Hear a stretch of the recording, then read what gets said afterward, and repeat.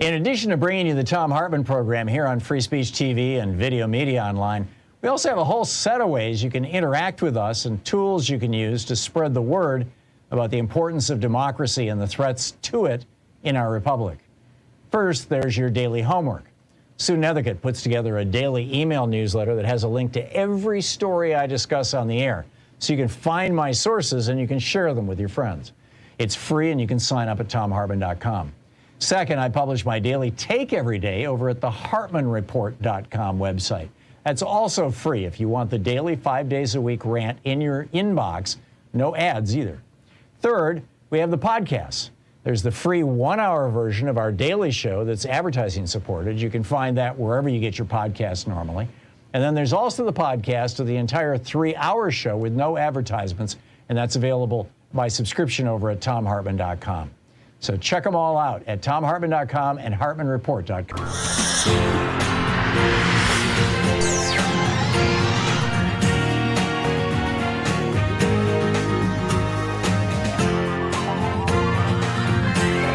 We say fight back!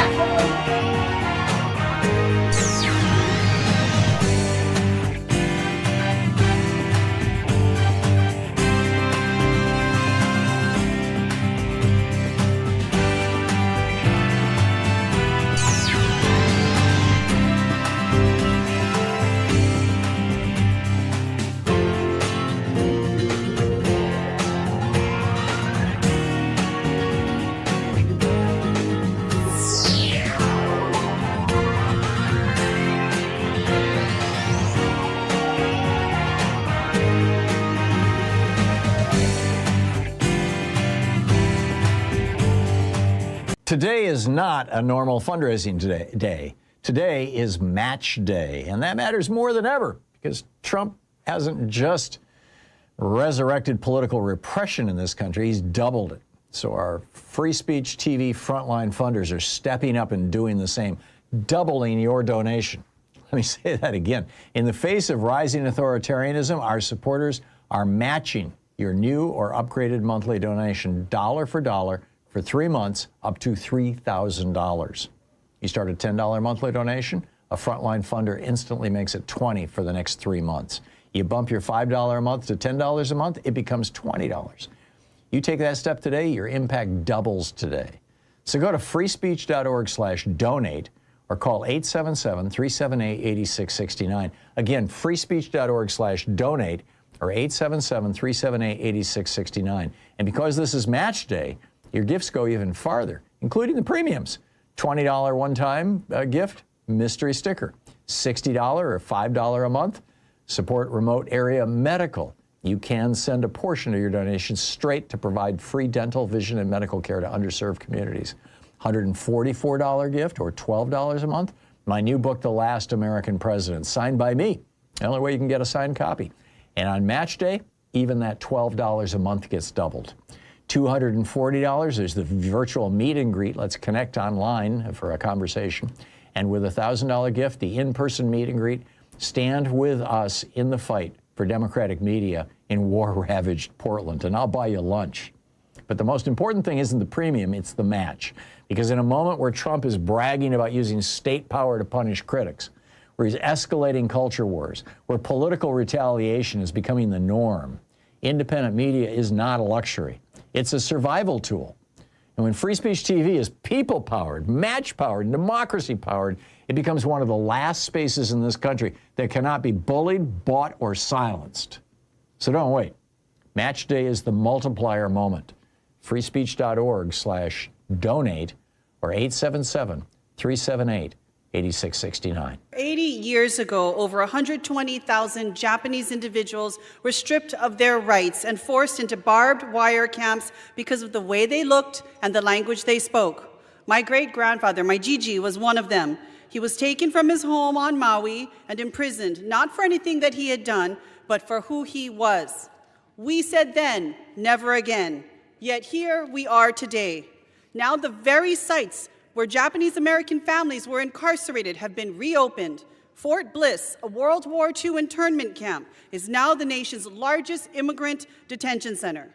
To add insult to injury, the Trump administration is using the same law, the Alien Enemies Act, that was once used to imprison Japanese Americans to detain and fast-track deportations with zero due process rights. And while this administration insists it is targeting dangerous criminals, we know that more than 73% of those in ICE custody have no criminal convictions at all.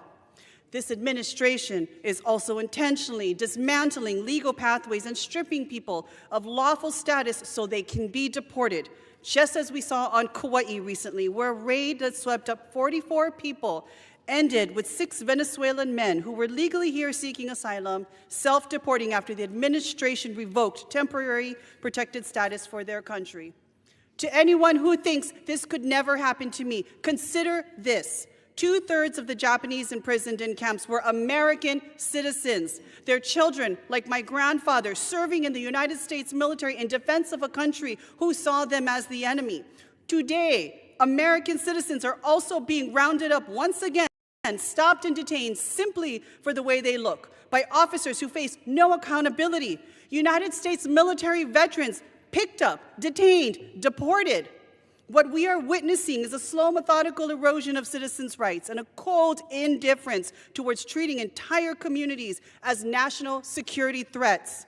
We are in the midst of history in the making, and history has already shown us the dangers of what this country can do when given unchecked, unfettered immigration authorities. So I ask my colleagues on all sides of the aisle, how much are we willing to tolerate before we say enough is enough? 80 years later, this nation still reflects with shame at what it did to our Japanese American families. We apologize, we vowed to learn, we vowed to do better, and we have failed. Nidoto nai, my colleagues, nidoto nai. Remember, today is not just another fundraising day. This is one of those rare moments when your monthly support goes twice as far. If you start at $10 a month, our frontline funders turn it into $20 a month for the next 3 months. If you upgrade from $5 to $10 a month, they match the increase, doubling that new amount. Shalom, Juma Mubarak, TGIF. There you go. That's the collection. It's the end of the week. It's the beginning of the weekend. A reminder, tomorrow I'll be in Town Hall, Seattle with special guest Katie Wilson. KBCS is hosting this as a fundraiser for this nonprofit station, one of our affiliates. You can get tickets. You must have a ticket to show up. So you can get tickets at kbcs.fm. So I'll see you there. And, you know, a lot going on in the world today. By the way, just a couple of quick points. This, I think, is pretty amazing. Kind of guess what, Dan Bongino, the pipe bomb suspect, apparently was a Trump supporter. He thought the 2020 election was stolen.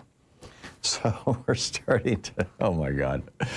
And when the government can kill without consequences, what is left of democracy? We'll talk about that in just a moment. Also, young Americans want a reboot. Can they build a majority big enough to overrule big money?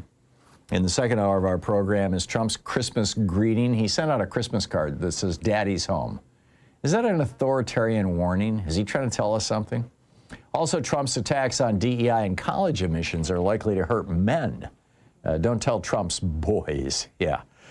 And in the third hour of our program, Michael Fanone, our one guest for the day, is going to drop by. What is Donald Trump's post-presidency fate?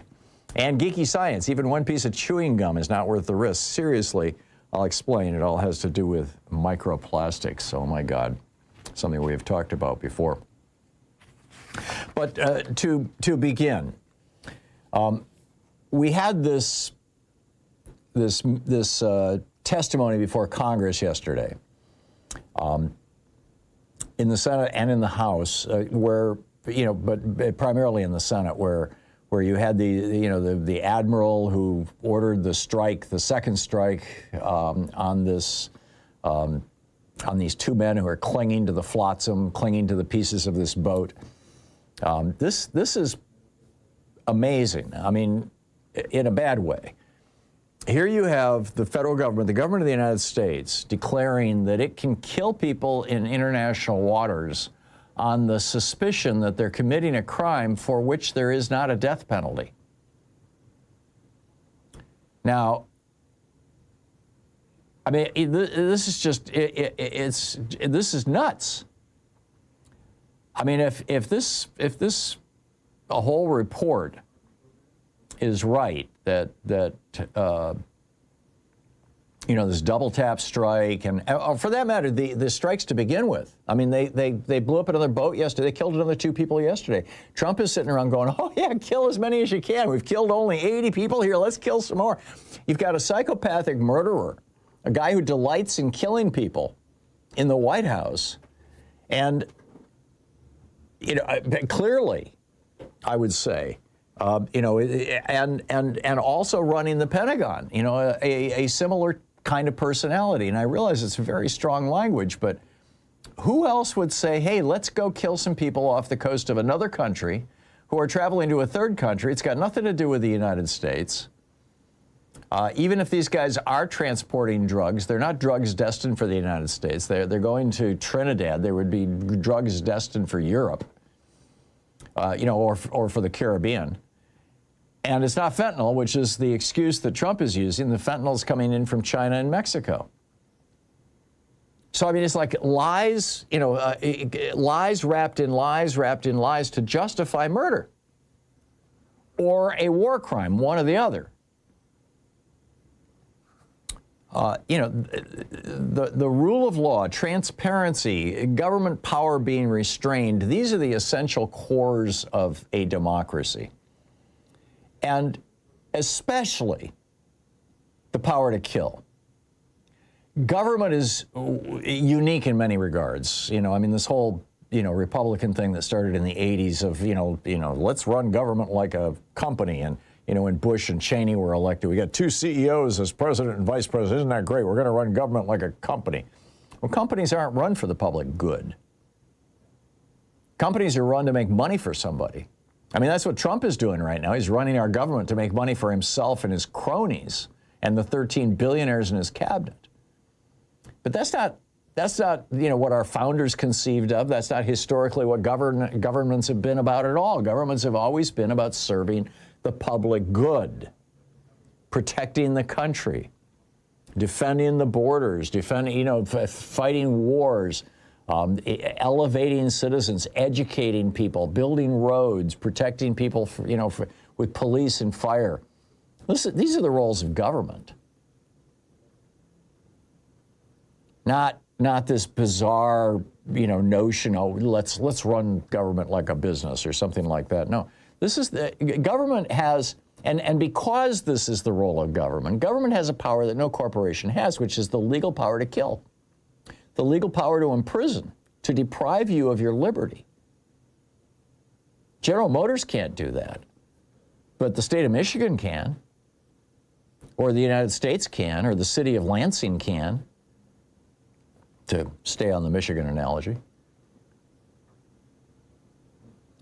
When that kind of power, the power to kill, the power to imprison, when that kind of power gets abused, it's not just the simple abuse of power. And what's even more bizarre to me is that, you know, Republicans came out of that meeting yesterday going, yeah, it looks okay to me. I think this is a very, very serious issue. This is a deadly serious issue. And I don't think this is going to go away. I hope the Democrats don't let go of this, because we're talking about the corruption of our democracy, the corruption of the values of a Republican democracy. Small r, small d. And the destruction of those values in the name of, you know, tough guy, macho guy, yeah, we're going to kill, you know, or, you know, Trump, you know, wag the dog. Let's have a war with Venezuela so nobody will talk about the Epstein files and Miss Teen USA and the Trump modeling agency. By the way, Louise and I were watching this. There's a series called FBI. We see it on Amazon Prime, but I think it's out of Paramount, CBS, I believe. And we're catching up on this year's shows, and so this is probably the show from 4 or 5 weeks ago. But it was totally strange. I mean, it was like ripped from the headlines. Well, I'll leave you with that. it was really worth watching. Anyway, so I think that we've crossed this line, and it's even bleeding into pop culture, you know, with this FBI show. We've got this militarized policing. You know, when that precedent is set, it doesn't just stay out there in the ocean, in the Pacific or the Atlantic. And basically, this is the authoritarian message. Let us break the rules this one time to get the bad guys. And when no one's held accountable, the real message to every agency and every future president is really simple. The law is optional if you have power. And that's not what the idea of a republic, a constitutional republic, is at all. That's how democracies die. That's how republics die. This is not what you and I want. So let's pay some attention here. Let's demand some accountability, and let's in particular reach out to our members of Congress, particularly the Republicans, and say, hey, wait a minute, this is wrong. America doesn't violate the rules of war. America doesn't kill people without trial. I mean, that's what we have the Coast Guard for, right, is to interdict drug boats. We don't need the Navy doing this. This is the Thom Hartmann Program. 15 minutes past the hour. We'll be right back. Young Americans want a reboot. Can they build a majority bill, get big enough to overrule big money in the GOP? Stick around.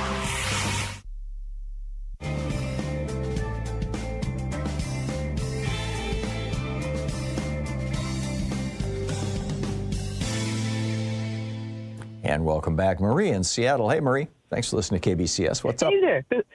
Thank you. Hi, Tom. So I'm calling again because this time the thing that pisses me off is that nursing is not a profession. I'm a nurse practitioner, and that they put these insane, changes in the Department of Education for loans for students. Yep. I needed the loan to get to school, and so many other people. I'm on Reddit nursing sometimes and nurse practitioner, and there's so many people I was just thinking about going back to school and getting my NP, but now I can't. Right. Yeah, I understand perfectly. My oldest daughter's a nurse practitioner, and when this all came out, she sent me a note going, "Holy cow!" She's got student loans still, you know. Yeah. So. Yeah.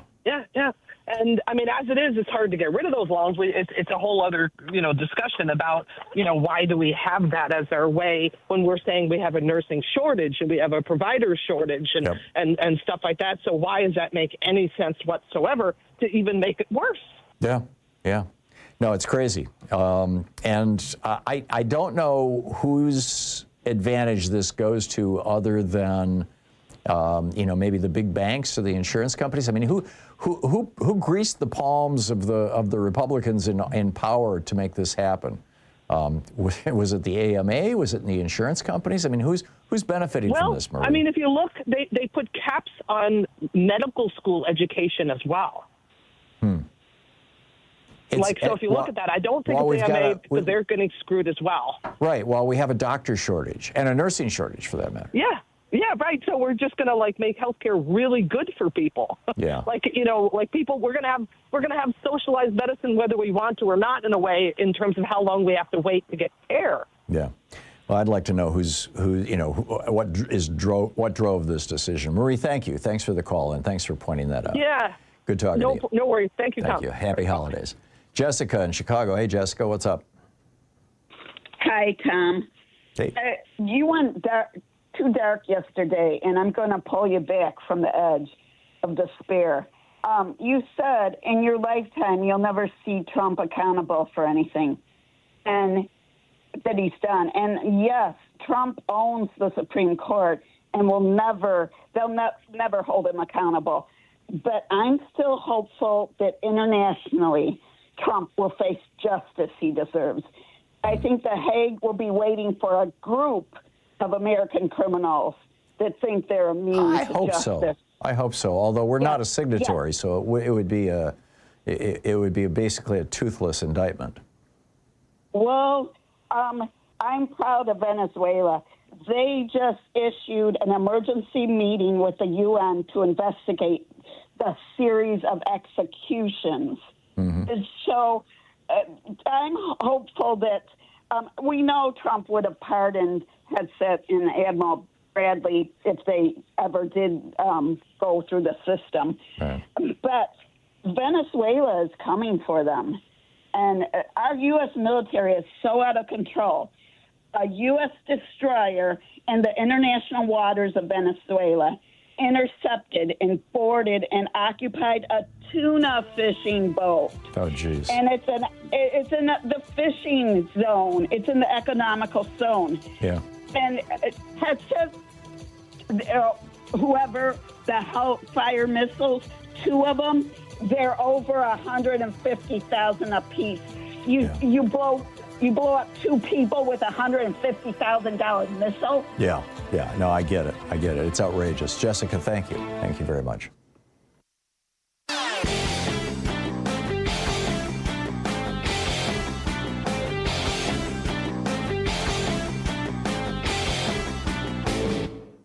Hey, Thom Hartmann here. KBCS is hosting me out at Town Hall Seattle with special guest Katie Wilson on Saturday, December 6th. I'll be discussing my new book, The Last American President, speaking to the day's most pressing issues, and have a Q&A and book signing.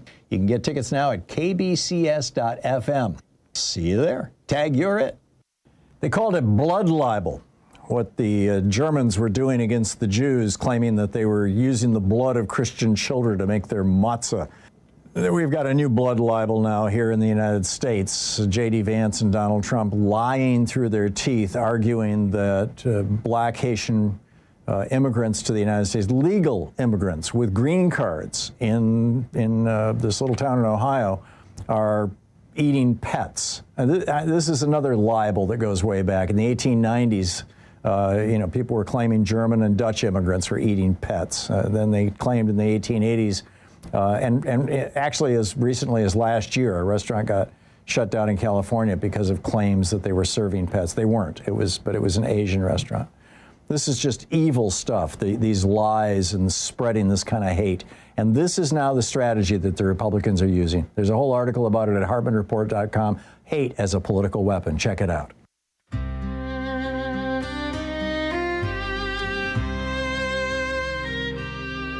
There's a boat on the water, 11 souls gone. No trial, no witness, just the sound of a bomb. A flag torn to ashes, a law cast aside. Now the truth drifts away with the tide. License to kill, signed by the gavel's hand, given to one man to rule this land. But a nation of laws must rise or fall. We are not free if one stands above all. 22 minutes past the hour. So my daily takeover at HartmannReport.com today is titled, Young Americans Want a Reboot. Can they build a majority big enough to overrule big money? And basically, it's there's this new study, what do you call it, poll. It came from the Harvard Institute of Politics, a new survey, found that under 30 Americans under 30, adults, are a, quote, generation under profound strain by a 57 to 13% margin. They told pollsters that America is on the wrong track. Only 32% agree that America is even a healthy democracy. 64% of young American adults say the system is either in trouble or has completely failed. So what's happened? How did we get here? How is it that Zoomers are screwed, and so badly screwed, when we had incredible prosperity in this country in the era between the 1950s and the 1980s? What happened? Well, what happened was, Republicans. I mean, when Ronald Reagan came into office, as a result of Franklin Roosevelt and Dwight Eisenhower, and I get it, Dwight Eisenhower was the Republican president, but, he was the last honestly elected Republican president in my lifetime, certainly. And between the two of them, we had modern state-of-the-art public labs, schools, and public hospitals across the nation. We had nearly free college, trade schools, and research support. We had enforcement of antitrust laws, which produced healthy small and family businesses. We had unions protecting a third of American workers, so fully two-thirds of us had a living wage and benefits on a single salary. We had an interstate highway system, a rail system, a network of brand new airports paid for with tax dollars that transformed the nation's commerce. And all of this was because the top tax rate was 74% on the morbidly rich and 60% on corporations. And young people saw a lifetime of opportunity ahead of them in 1980 when Reagan came into office. And then we got Reaganomics. This was the fulfillment of Lewis Powell's 1971 Powell memo, the Project 2025 of its era. And, what did it do?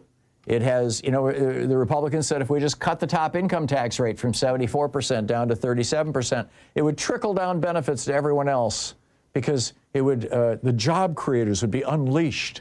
Well, instead, what we have is a $50 trillion transfer of wealth from you and me and the rest of the middle class and working class up to the top 1%. Republicans told us if we just deregulated guns and let everybody buy and carry whatever they wanted, wherever they wanted, whenever they wanted, America would be safer. Instead, we're the only country in the world where the leading cause of death among children is bullets. Republicans told us if we just ended sex education in our schools, purged our libraries of books, and outlawed abortion, we'd return to the good old days when every child was wanted and every marriage was happy. No, instead, we've ended up with epidemics of sexually transmitted diseases, unwanted pregnancies, and now that abortion is illegal, back alley abortions. Republicans told us if we just killed off civics and history in our public education system, we'd liberate our children to focus on science and math. Instead, we've raised two generations who can't even name three branches of government and don't understand what fascism is when it's happening right in front of us. Republicans told us if we just cut aid to state and federal aid to higher education. When Reagan came into office, 80% of tuition was paid for by state and federal governments. Now it's only 20%. They said, young people will have skin in the game. They'll pay better attention in school. Yeah, instead what we've got is $2 trillion in student debt. They said we should stop enforcing the anti-monopoly. I could go on and on and on. The bottom line is basically we've had the full Republican treatment. And what has it done? It has screwed an entire generation. The Zoomers and millennials behind them as well have just been screwed by Reaganomics. There's no other way to say it. And they're looking at their own futures and going, this is not going to work out well for me. And, some of them are getting radicalized in weird ways, and others are looking back at the past and saying, America once had a thriving middle class. 2/3 of us in the middle class with a single paycheck. Now it's only 43% of us, and it takes two paychecks. What happened? Well, the answer is very simple. Reaganomics. 44 years of Reagan's policies, only slightly interrupted by Joe Biden going progressive, have left us with this situation. We should learn from that. You're listening to the Thom Hartmann Program. Call 202-808-9925. And frankly, I think this young generation coming up, I have a lot of hope and a lot of optimism for them. I think they're going to turn things around.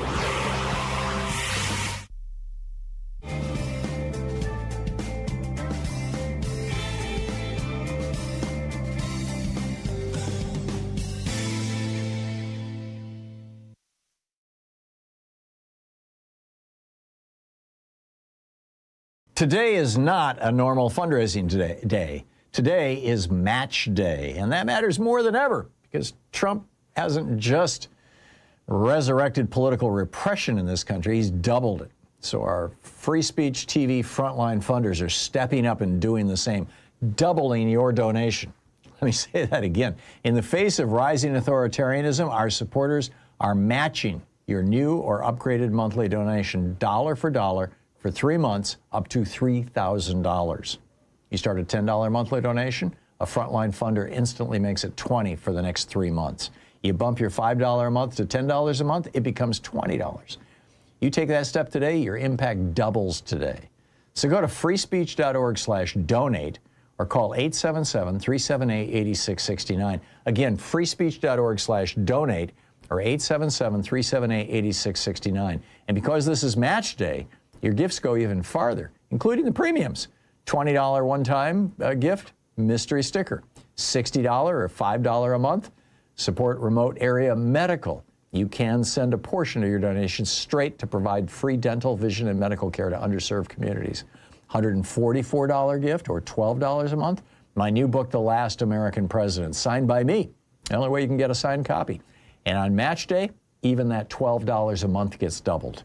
$240, there's the virtual meet and greet. Let's connect online for a conversation. And with a $1,000 gift, the in-person meet and greet. Stand with us in the fight for democratic media in war-ravaged Portland, and I'll buy you lunch. But the most important thing isn't the premium, it's the match. Because in a moment where Trump is bragging about using state power to punish critics, where he's escalating culture wars, where political retaliation is becoming the norm, independent media is not a luxury. It's a survival tool. And when free speech TV is people-powered, match-powered, democracy-powered, it becomes one of the last spaces in this country that cannot be bullied, bought, or silenced. So don't wait. Match day is the multiplier moment. freespeech.org/donate or 877-378-8669. 80 years ago, over 120,000 Japanese individuals were stripped of their rights and forced into barbed wire camps because of the way they looked and the language they spoke. My great-grandfather, my Gigi, was one of them. He was taken from his home on Maui and imprisoned, not for anything that he had done, but for who he was.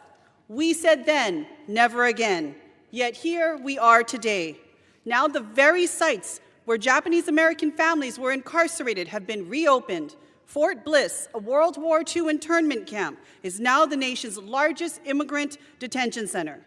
To add insult to injury, the Trump administration is using the same law, the Alien Enemies Act, that was once used to imprison Japanese Americans to detain and fast-track deportations with zero due process rights.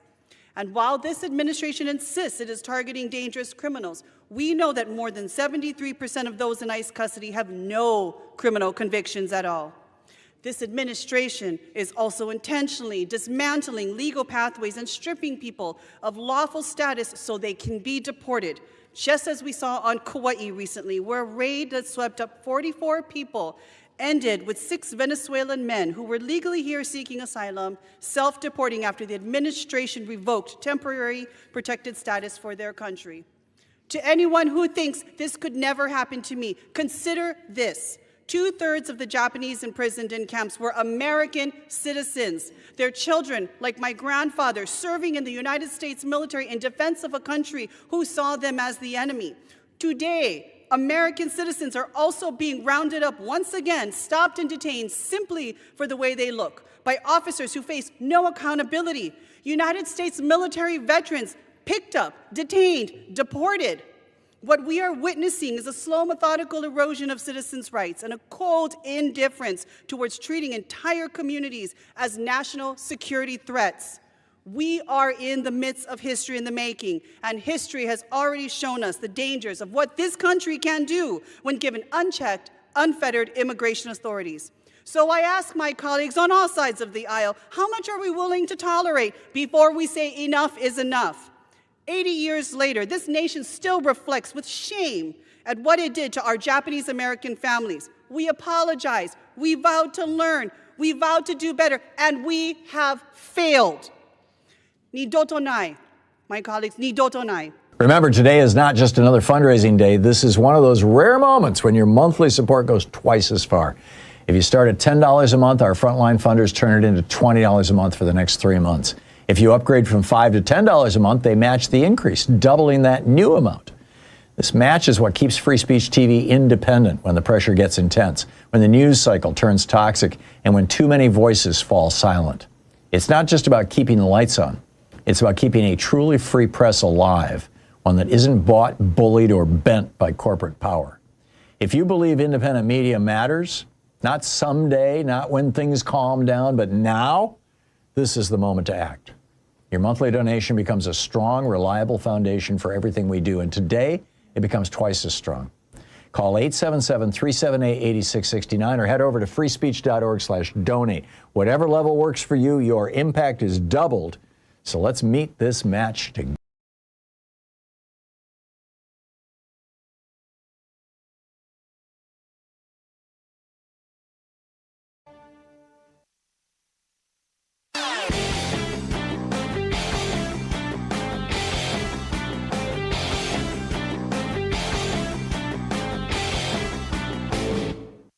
you know that every weekday we send out an email before the show giving you all the topics coming up so you can be fully informed and ready to interact with our program? Or that after the show we send out Sue's Stack, a list of every topic I've discussed along with clickable hot links to every source of information I've shared with you on the air? It's all completely free and available over at thom.tv, THOM.tv. Check it out. Yeah.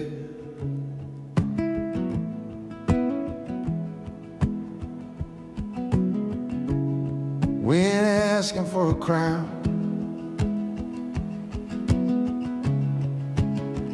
just a fairground. I see it in the tired eyes under streetlight halos, in the rent that climbs like a ladder with missing rungs. We work and we wait and we work some more, while the people with the pens write rules for the ones with the gold. They call it just the way it is. We call it what it is. We don't want much, just a life that holds. Young American, want a reboot, a plain old reset, a truth long overdue. Healthcare we can reach, dare we can release, homes we can afford, and a living wage for peace. No, it shouldn't take 2 full-time lives, and just to keep the lights alive. 36 minutes past the hour. Welcome back. So just, I started to go off on this tangent about the FBI, the show that we were watching last night. And the premise was that this young woman was looking for a friend of hers who had vanished. And there was another young woman who was talking about this other woman who was recruiting her to go on a yacht with a rich guy to his private island, where, and it turned out he had a harem of, and it was like ripped right out of Jeffrey Epstein and Donald Trump. And they had the way that they were recruiting these girls is they had this modeling agency where the girls would come in and they would do, what do you call it? Runway walks, essentially, with short dresses and short skirts, and then they would sing. They would do talent stuff. And Trump used to have a modeling agency that did this, and he had the Miss Teen USA, which did this. And this was the recruiting base from which they were extracting these girls that this oligarch wanted for his harem. Literally, they called it his harem. And I'm watching this going, oh my God, this is about Donald Trump and Jeffrey Epstein. And it was filmed this year. It was in this season of FBI. So anyway, I was just like, this is the strangest thing. What's on your mind today? Susan in Caldwell, Idaho. Hey, Susan, what's up? Oh, on your theme this morning about the starting those boat attacks on September 2nd, I think people need to learn more about that history of the group that Admiral Bradley was commanding at the time, the Joint Special Operations Command, which that U.S. Special Operations Command was set up after our failed attempt to rescue the Iranian hostages in 1980, our embassy hostages. And then we created JSOC, anyway, yeah. Well, from what I read, this basically is the overarching control of what have become our kill squads around the planet, usually operating in the Horn of Africa, They run the SEAL team operations. They run the Army Rangers, I believe. Oh, everything. Yeah. And I believe before he had his 3 years commanding this outfit, this group, Admiral Bradley was actually SEAL Team 6, which is something in the Navy. They call it a Special Warfare Development Group, from what I'm reading. Right. Anyway, the man had a career in this. I would just say, I don't know that you call it all of it extrajudicial, but it's a killing operation. That's what they do for us for the last 45 years. Right. And I think we need to look at it more. What is it that is training the people who operate in that group of the military, that section of our military, what has become normal for them as opposed to the rest of the military, like that Admiral Halsey, who did resign from the Southern Command, which on paper is in charge of Central and South America for our military, right? Right, although it turns out that Hegseth demanded that he resign. Now, Susan, your point is an important one, and it highlights a larger point that is almost always missed in the reporting, and that is that the reason why the founders of this republic put a civilian in charge of the military, in fact, two layers of civilians, the president and the Secretary of Defense, both civilians in charge of the military. In fact, when I think it might have been Clinton, one of the presidents in the last 30 years or so had a military man as Secretary of Defense. I think it was William Clark? I forget his last name, but anyway, he was a former general. And he had to get a waiver, like from Congress or the courts or something. I mean, he had to jump through some hoops. And the whole reason why was because the founders understand that when you go through the military, you're trained to kill. You're trained to basically be a sociopath. And they wanted to have an adult in the room. They wanted to have some semblance of control over that. And here we've got, you know, he's not an active duty military guy, but we got an ex-military guy. Ex-military guys are not so bad, or, you know, not such a violation, I guess. But here you've got a crazy guy, Hegseth, and a crazy guy above him, Trump, who are, you know, cheerleading death and destruction, leading our military, when in fact they're supposed to be the ones who are, you know, essentially the restraint on the military, the civilian restraint on it. So I think your point is well made. Excellent. Yeah, I just think when I've read in the general media, they always muddy the definition between who's doing what with our military, and I think that there needs to be a spotlight on this group, the U.S. Special Operations Command, which Admiral Bradley is now in charge of, which is a promotion from the Joint Special Operations Command, and what they do and how they change. I think they're changing the way the people who operate within there think, are military professionals. I think they have changed the way they think, as opposed to your generalized military command system and, you know, your troops on the ground. Right, and my concern is, at what point are they going to turn this new and improved military that's willing to kill, you know, without authority, that's willing to kill in ways that are extrajudicial, that are outside the law of the United States and international law. At what point do they turn that aspect of our military against us? I get it. Susan, thank you. And by the way, FIFA, you know, is kind of desperate right now. They want to bring people in for this tournament or whatever they call it. And Trump, you know, has got his visa waivers or visa blocking. So they're giving him a peace prize right now. It's hysterical. Anyway, Alan in Seattle. Hey, Alan, what's on your mind today?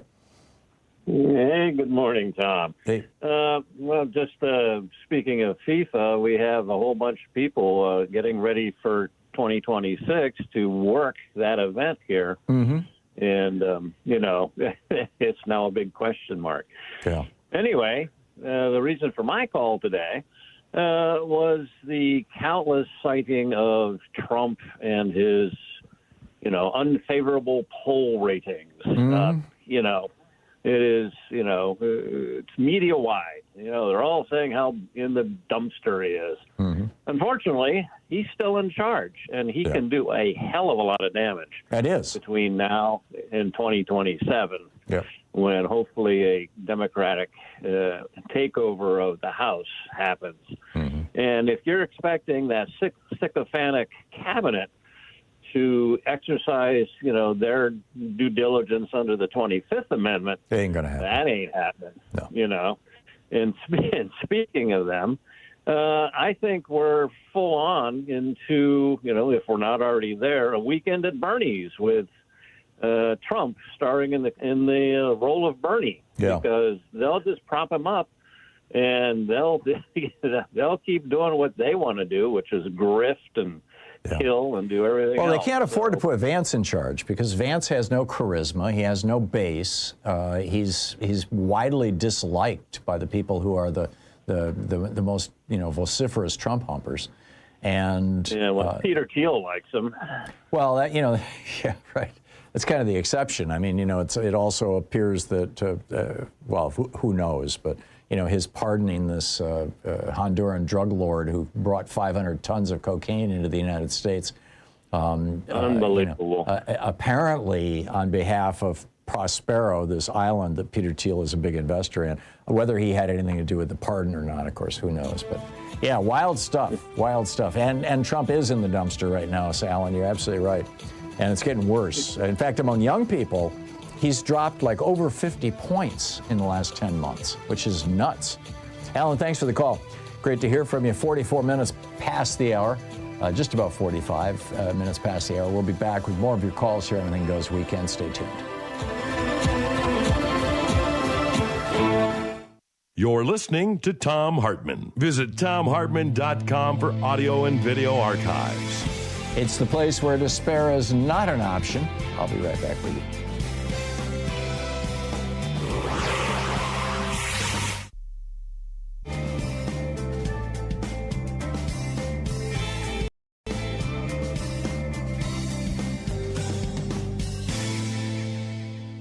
And welcome back. Maverick in Edmonds, Washington. Hey, Maverick, what's up?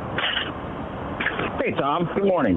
You said on Wednesday you were curious if anybody had any success in turning MAGA people over. And I have, and I've got a couple of techniques that you might find or people might find helpful. Primarily, I'm using techniques that are outlined by John Fugelsang. He's been doing a book tour lately, and he's, talking about Team Jesus and whatnot. And MAGAs are almost all Christians, almost every one of them. Mm-hmm. And my closest friends that I watch football with every Sunday are Trump supporters. And we talk a little bit, but not too much, because I don't want to alienate my people that I love. Sure. But, all you can really do is try to raise a little doubt. You can't turn these people, but you can ask them questions kind of in the order of, what would it take, or what does Donald Trump have to do for you to stop supporting him? And what you're doing is you're creating a little doubt, which might make them question their own values. And because these people are almost entirely Christians, I use the phrase when Donald Trump does something horrible, I'll say something like, I'm on Team Jesus with this one. And all my friends know that I'm an anti-theist. And that's the point of Trump's conversation, too. But what's inherently challenging about this type of discussion is that when people have a subject that becomes part of their identity, if you attack them, they become defensive instantly, and it becomes personal. So you can't do that. That will absolutely fail right away. Yep. But, welcome the stranger. That's beautiful, even for a guy that, is not a man of faith or not a believer in that type of thing. So those are some of my suggestions. I haven't turned anybody 100%, but I could see by the expression on people's faces that I've made them think. Yeah. And that, to me, I consider a success. Yeah. Well, that's great. The starting point. Maverick, thanks for sharing that with us. Good talking to you. Ivan, in Salt Lake City, Utah. Hey, Ivan, what's up? Good morning, Tom. Hey. I'm quite interested in Trump's besieging of the public lands. Oh, yeah. And I think we really have to gird our loins for the complexity and ferocity of his approach. And I don't know quite what to do about it, but I've been struggling with it for several years, and a lot of others have too. Yeah. He's already way beyond the point the public thinks is the case in his theft of public lands. Yeah. And you mentioned Ukraine and the Dnieper River and the Arabs. That may be the answer to what is the fate of our 245 million acres of public lands in America, in the western states. They're dropping like flies. Mining projects, forestry projects, water, energy, fracking. We've really got to get after it. And saving Bears Ears National Monument, saving the Tongass Forest up the coast from you. It's a huge issue, Ivan. It's a huge issue, and you're absolutely right. Trump and the Republicans forever basically have said, Teddy Roosevelt was wrong. Abraham Lincoln was wrong.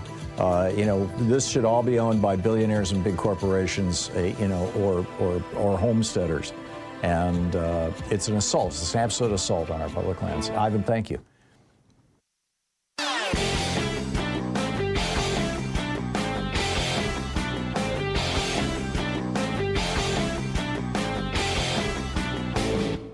Hey, thanks so much for sharing our program and for reaching out to our stations and sponsors and letting them know that you're listening. It really means a lot to us.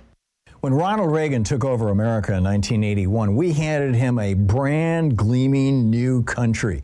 Franklin Roosevelt, Harry Truman, Dwight Eisenhower, Jack Kennedy, they had built America. We had brand new schools, brand new hospitals, brand new interstate highway systems, brand new airports, infrastructure. We were the envy of the world. And then Republicans came along and they said, well, you just cut the top tax rate from 74% down to 27%, and everything will trickle down. Instead, what do we get? Billionaires and poverty. They said, hey, just deregulate guns and an armed society is a polite society. Instead, we've got more school shootings than anywhere in the world. They said, just kill off civics and history classes in our schools and it'll liberate our young people to focus on science and math. Now we've got people who don't know how our government works. I mean, it just goes on from there. There's a whole rant about it over at HartmannReport.com titled FDR Saved America, Then the GOP Ripped Us Apart. Check it out. 10 minutes before the hour. Welcome back. Picking up your calls here. Marty in Wixom, Michigan. Hey, Marty, what's up?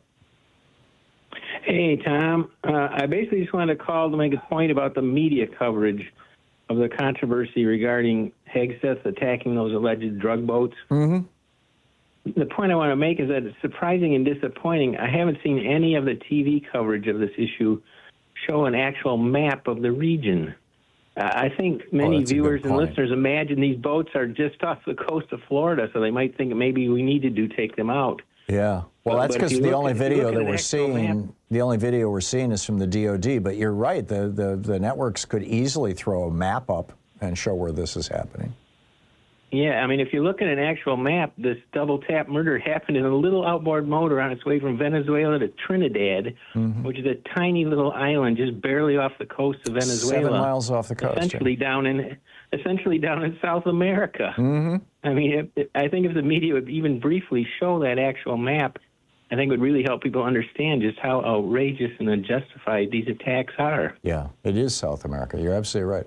Marty, thank you. Hopefully somebody, associated with or in the media is listening, or people, can share that message. I agree that's important context that is almost entirely missing, even from, like MSNBC. So, excellent. I'd encourage your listeners to Google a map and take a look. Yeah, and reach out to reporters and tell them to include that context. Thank you, Marty. Cece in Northbrook, Illinois. Hey, Cece, what's up? Hey, Tom. Happy Friday. Thank you. Back at you. I got 2 points. Does Nielsen rating? I want to talk about the Nielsen rating, and the second point is integrity versus depravity. But the first point is quick.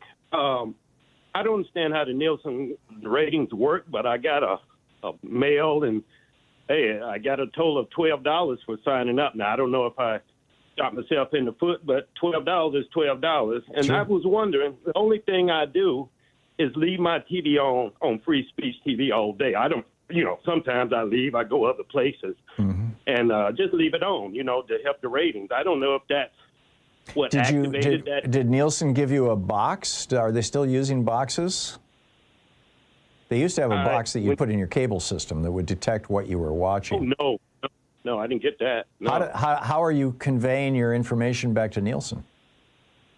I think I got to go online and do a survey, which I never did. I got the $12. I got to complete it, to be honest. Okay, yeah, so probably it's just like an online survey now. But real quick, on this situation, with the disintegrity of the military is just abysmal.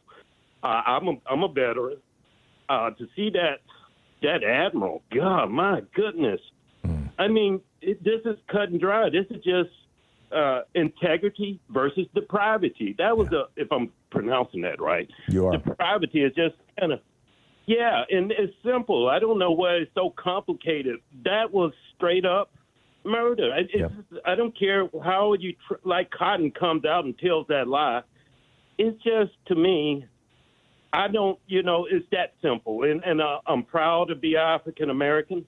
That every time I turn around, I'm 60 years old, Tom. The sacrifice that was made for us, like you were just saying, and my generation has done very well. And that general, that black guy that resigned from the Southern Command, I'm so proud of him. Yep. Our ancestors are smiling upon Alvin Bragg, Letitia James, Fannie Lewis down in Georgia, if I got her name right. Yep. These are the leaders in my generation. We went to school. I'm a veteran. I mean, we have just benefited from a sacrifice from the 60s. And but every evening I turn on the Chicago Evening News, they find some black person off the street, some, just to perpetrate that black boogeyman. They want to keep us to the side, but at this point, this is not even about race. This is just about depravity versus integrity. It's simple. Yeah. Murder is wrong. Yeah. And you got all this power, this firepower. And I'm just, I'm stunned, Tom. And by the way, that oath you were talking about, the training that military people go through, when I joined the military, I joined the Air Force. And when I got out of basic training, believe me, I would have easily killed somebody for the country. I was conditioned, as you said, and it's still in me, to be honest. I don't understand the military, why there's, in the media, I don't understand why there's more resignations. Yeah. We got to fight. This is that point in our history, and that your opening rant, we're well past that. Yeah. We're into the point where people have got to stand up for the United States of America, this country that blessed them. But I know that people are living hand plate to mouth, we're bill to bill, month to month. That's why I commend my black brothers and sisters, because, you're the last hired, the first fired. I've lived that. And it takes, but the thing about it, you have your integrity. I've lived it. I'm here. I'm sitting at home right now because of racism. But that's my life. But I'm proud of my heritage. I'm proud of the sacrifice. And I just think that it's that simple. You got integrity or you don't. Well, and Hegseth and Trump have, done the best they can to get rid of all the women and all the people of color, particularly African Americans, in the senior ranks of the military. And, it's just, and just leave the white guys who are willing to say, kill them, no problem. It's extremely problematic. It's not American. This is not the American ethos. CC, you said it so well. Thank you so much for the call. We'll be back on the other side of the break with more news of the day and your calls. You're listening to Thom Hartmann.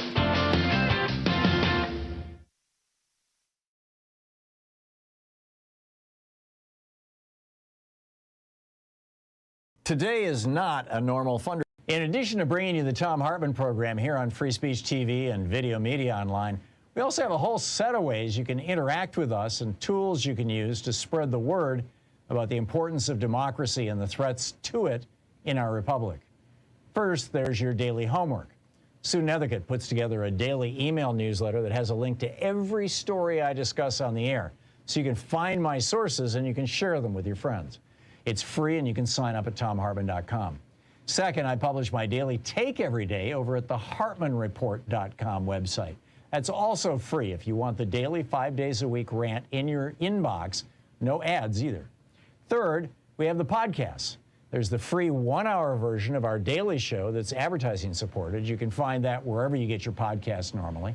And then there's also the podcast of the entire 3-hour show with no advertisements, and that's available by subscription over at thomhartmann.com. So check them all out at thomhartmann.com and hartmannreport.com.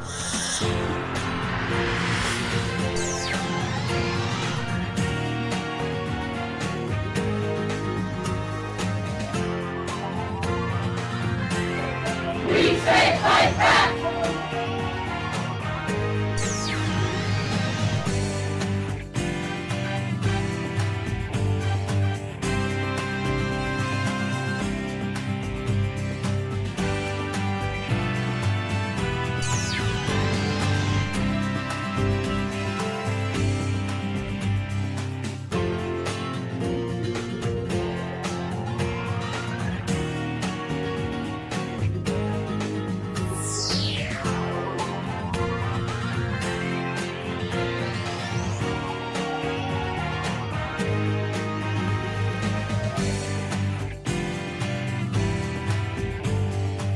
Today is not a normal fundraising day. Today is match day, and that matters more than ever because Trump hasn't just resurrected political repression in this country, he's doubled it.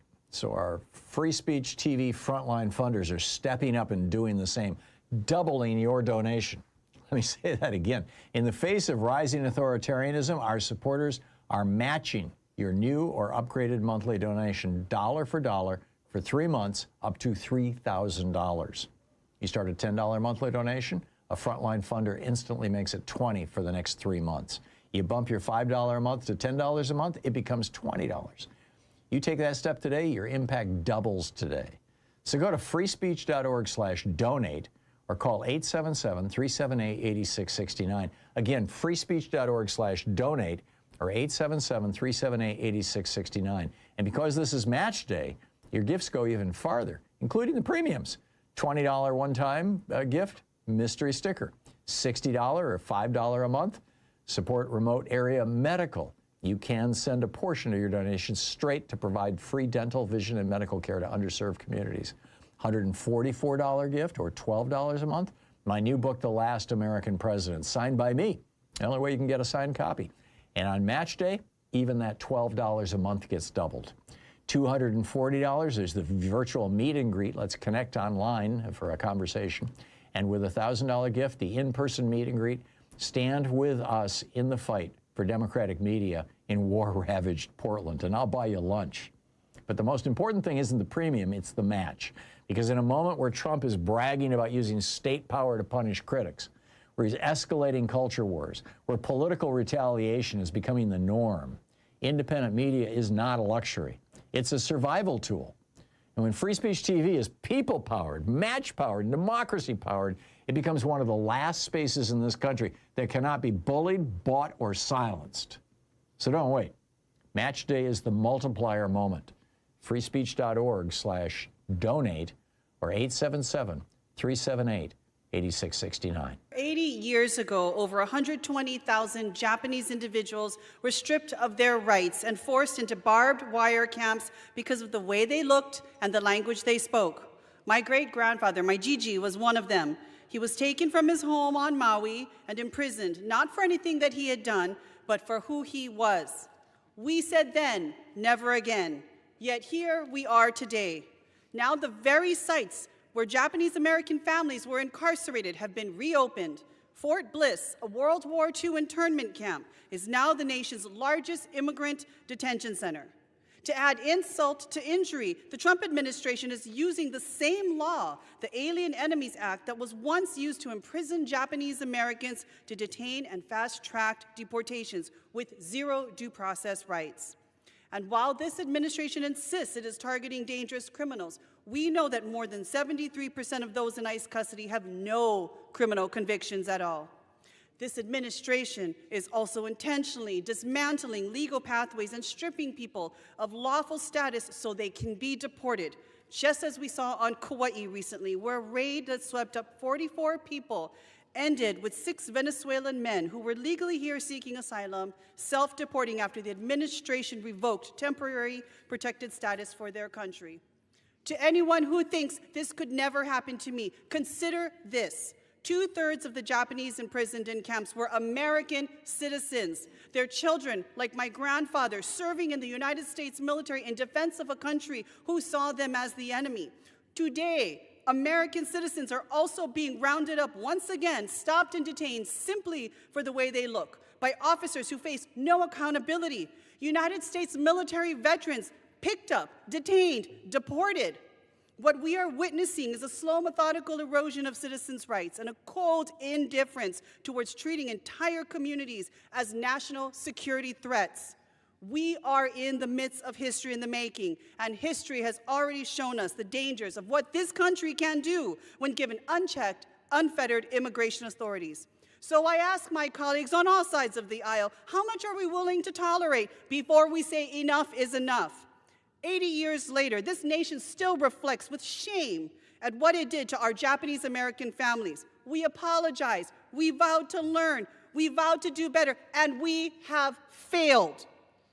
Nidoto nai, my colleagues, nidoto nai. Remember, today is not just another fundraising day. This is one of those rare moments when your monthly support goes twice as far. If you start at $10 a month, our frontline funders turn it into $20 a month for the next 3 months. If you upgrade from $5 to $10 a month, they match the increase, doubling that new amount. This match is what keeps Free Speech TV independent when the pressure gets intense, when the news cycle turns toxic, and when too many voices fall silent. It's not just about keeping the lights on. It's about keeping a truly free press alive, one that isn't bought, bullied, or bent by corporate power. If you believe independent media matters, not someday, not when things calm down, but now, this is the moment to act. Your monthly donation becomes a strong, reliable foundation for everything we do, and today, it becomes twice as strong. Call 877-378-8669 or head over to freespeech.org/donate. Whatever level works for you, your impact is doubled. So let's meet this match together.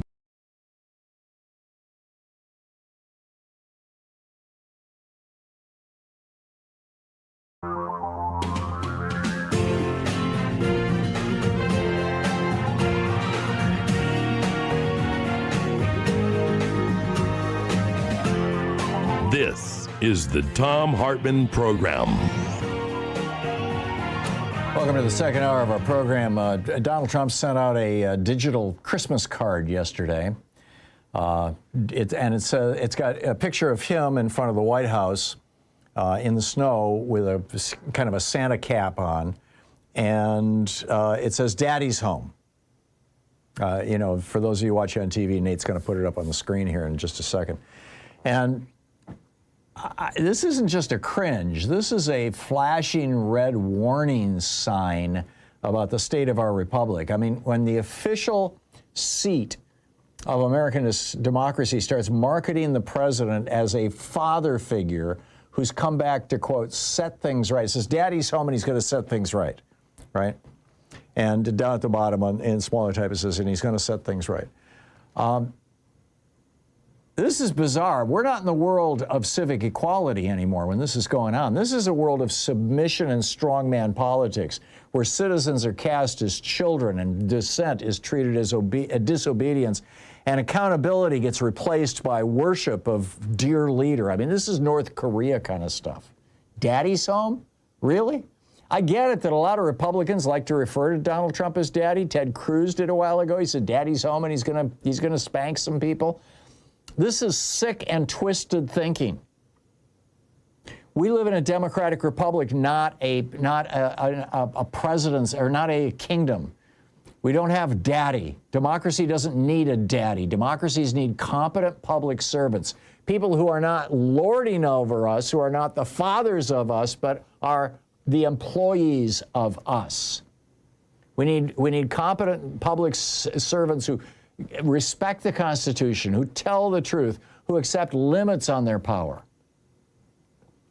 The joke, to the extent that the White House is claiming that this Christmas card is just a joke to own the libs, the joke only makes sense. It's only funny if you accept the authoritarian premise that it's based on, which is, that the country is a household and the leader is the patriarch and everyone else should pipe down, shut up, fall in line, do what he says. That's how you train a movement to cheer power for power's sake. It's how nations slide from self-government into a cult of personality. This is not healthy. And it's not harmless.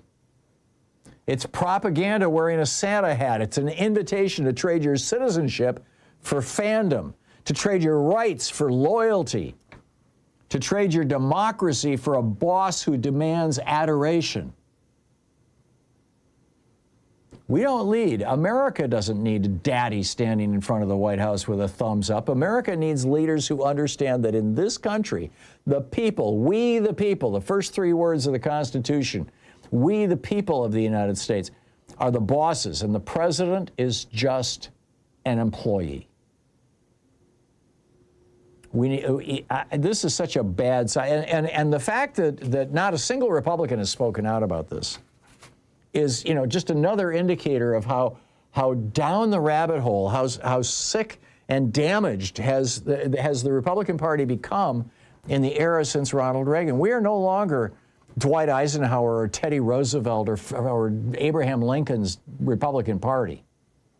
What we have now is a cult of personality associated with the richest people in the world and some of the most toxic corporations in the world. And it started with Ronald Reagan 44 years ago. And it's destroyed the lives and prospects of millennials and Zoomers.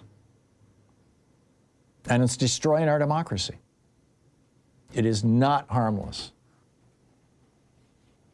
Meanwhile, in what some are describing as a delicious irony, the principal victims of Donald Trump's attack on DEI in colleges are probably going to be white men. Now, everybody thinks, and of course Republicans and Trump thought, that if colleges were forced to just, accept people based on nothing more than their, SAT scores or something like that. In other words, if colleges didn't say, well, it would be a good thing if we had a few more foreign students, if we had a few more black students, if we had a few more Hispanic students, if we had a few more women. This is how, Republicans are thinking of this. And in some ways, it's how it works. That they could blow this all up, and what's going to happen is that our colleges would become white and male. Well, it turns out that about 60% of college applicants right now are not white men, they're white women. And an awful lot of black women, by the way, too. And they're doing very, very well on the SAT scores, consistently better than men. So Brown University, for example, got 50,000 people applying for 1,700 freshman slots last year. And Brown University accepted basically 50-50 men and women. But they had nearly twice as many female applicants as male applicants. Now, if they had accepted based on test scores, they would have ended up with actually more than 2/3 of their campus being women. And colleges, because the women are number one, they showed up 2-to-1 over men in applications to Brown. But on top of that, they generally tend to have higher scores, higher SAT and other kinds of scores that get you into college. So if we went to an entirely merit-based system for college entrance, what's going to happen is that Brown is going to end up with maybe 3/4 of their students being women. And Brown doesn't want that, frankly. I mean, this is one of these. This is a woman who was who had worked with multiple colleges, and if I can find her name and get the quote. Yeah, there's Ted Mitchell, I'm sorry, not a woman, president of the American Council on Education, says this drips with irony, which is clearly true. But this is, and Linda McMahon, our education secretary, has said that, quote, aspiring students will be judged solely on their merits, not on their race or sex. And I think that I think Linda McMahon thinks, because she came up in an era when 70-80% of college students were white men. Back 50 years ago. That's the era that Trump grew up in. That's the era that Linda McMahon grew up in. But now it's quite different. And so 2023 is the most recent year for which the figure is available. 817,000 more women than men applied to universities and colleges, according to federal data. Boys had lower mean scores on the SAT, lower overall on the ACT, and lower grade point averages in high school. And Madeline Rayner was the person I was looking for, headed admissions at 4 private universities, and she said that the universities, like Brown and Columbia and whatnot, the reason why they're not accepting all these women who are highly qualified and beating out the men is because, she says, quote, they want to create what feels like a balanced climate. They don't want people to look at that college and say, oh, that's a women's college. Three-quarters of the students at Brown are women now. Or they would be. I mean, if admissions were based purely on ACT, SAT scores. which is what Linda McMahon is proposing. So, you know, I think it's fascinating. I will say I don't have a dog in this fight. I understand the logic on both sides. I understand universities wanting to have diversity. I think that's a good thing, particularly racial, religious, and regional diversity. And regional including international students. I get that, and I agree with that. On the other hand, I also understand the argument that, you know, if you're a university, your job is to train the best and the brightest to be even better and brighter. And so you really should be picking the best and the brightest.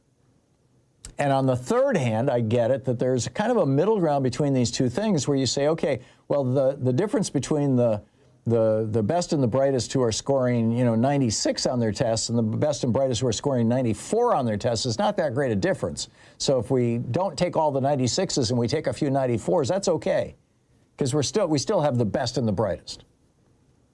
But, you know, that allows us to have this diversity. So I get that too, but I just think it's incredibly ironic that Donald Trump's war on college admissions is probably going to result in many fewer white men getting into elite colleges going forward. Isn't that fascinating?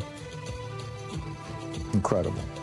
All right, what's on your mind? It's Anything Goes Weekend. I'll pick up your calls on the other side of the break at 16 minutes past the hour here on the Thom Hartmann program, defending America from the weapons of mass deception. This is the Thom Hartmann program. We're right back with your calls. Stick around.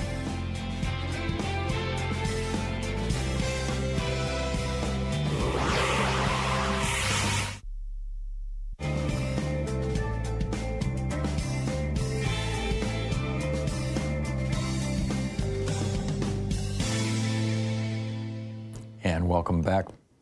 Elizabeth in Staten Island, New York. Hey, Elizabeth, what's up? Hi, Tom. So I follow Lev Parnas on Substack. I know you've had him on your show. He was on this morning breaking he breaks a lot of news that I don't even hear on mainstream media. Yep. So I actually sent you some articles, and I wanted to share them with you and your audience. The first one is the U.S. suspends some sanctions on Russian oil giant Luke Oil, Lukoil. Right. That's in the Moscow Times. That was published yesterday, so if you want to look that up. Mm-hmm. The other one is Russia sent abducted Ukraine children to North Korea, officials say. I wasn't aware of that. I've not seen that anywhere. I also subscribe to Lev Parnas' newsletter, and I saw it yesterday. In fact, I forwarded it to Sean and Louise, and I asked Sean if she could book Lev on the show. She reached out to him either last night or this morning, and we have not heard back. But I have not seen this corroborated anywhere, so I'm not willing to just go off on it yet. Okay. There was another article in Forbes, Russia sent abducted Ukrainian children to North Korea. That's dated December 4th, 2025, in Forbes magazine. If you want to look at that. I just that's a solid one. That was basically to do. Yeah, okay. Elizabeth, thank you. Thanks for the information. Thank you. Have a great Yeah, thanks. Take You care. too. Bye. Let's see here. Bill in Sun City, Arizona. Hey, Bill, thanks for watching Free Speech TV. What's up? Hi, Tom. A couple of points that the music timed me out when I tried to talk about morbidly captured wealth. And that is what it does. And it provides two things it does. Number one, it provides a convenient, albeit lame, excuse for them to say to us these four words: we can't afford it. Right. They can. The other excuse is it's a vast pool of resources for them to use against us that they don't have to legislate for. Right. That's all I have to say. I get it. Well, okay, you said it very well. Thanks a lot, Bill. Thanks. Bob in San Jose. Hey, Bob, what's up? Well, I want to, I guess you'd say, describe one of the techniques A.C. Nielsen uses for ratings. Okay, great. Because you had somebody earlier. To answer Cece's question, Right. And in the broadcast television and radio world, there are things by the A.C. Nielsen company. It's called an encoder. And your sound and picture, if it's a TV station and if it's a radio station, it's just sound, passes through this device on its way towards your transmitter. It embeds a signal into the audio that you can't hear that has an identification of your station and the actual time that program is being broadcast. Right. So the question is Free Speech TV broadcasting that encoded data? I don't think they are, but depends on the sources of stuff that they get. Because this usually is done at the sending end of a studio, and there's the chain going to the transmitter. And if you're going to the internet, it could be after the encoder, in which case it has that information embedded in it. That's interesting. Yeah, I now recall, Bob, you're absolutely right. Years ago, I knew this. You're right. Thank you so much. And I'm going to reach out to the folks at Free Speech TV and ask them if they're encoding Nielsen data. Although I'm not sure Nielsen ratings have the punch that they used to, and I believe you have to pay for them quite a substantial amount of money. And since they're not advertising supported, they probably wouldn't care. But we'll see. Bob, thanks.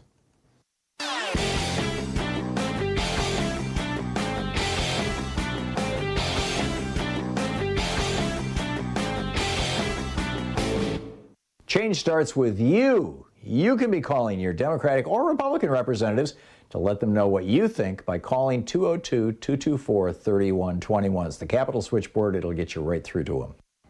So between his tax cuts and crashing the debt ceiling and shifting billions of Treasury dollars into crypto and tariffs and all this other stuff, Trump is threatening to crash our economy. And he doesn't seem to be particularly worried about that. Why would that be? Well, first off, economic disasters are great excuses to cut taxes. Both Reagan and George W. Bush used recessions as their excuse to stimulate the economy by cutting trillions from the taxes of billionaires. Secondly, economic crises increase the tolerance for strongman governments. Hitler rode to power in Europe based on the Great Depression. And third, billionaires make a fortune when there's a market crash because they can buy all the stock that average people are trying to unload from their 401ks to pay the damn rent. There's a whole article about this that lays the whole thing out over at HartmannReport.com. It's titled Crashing the Economy, Trump's Blueprint for Power and Profit. Check it out.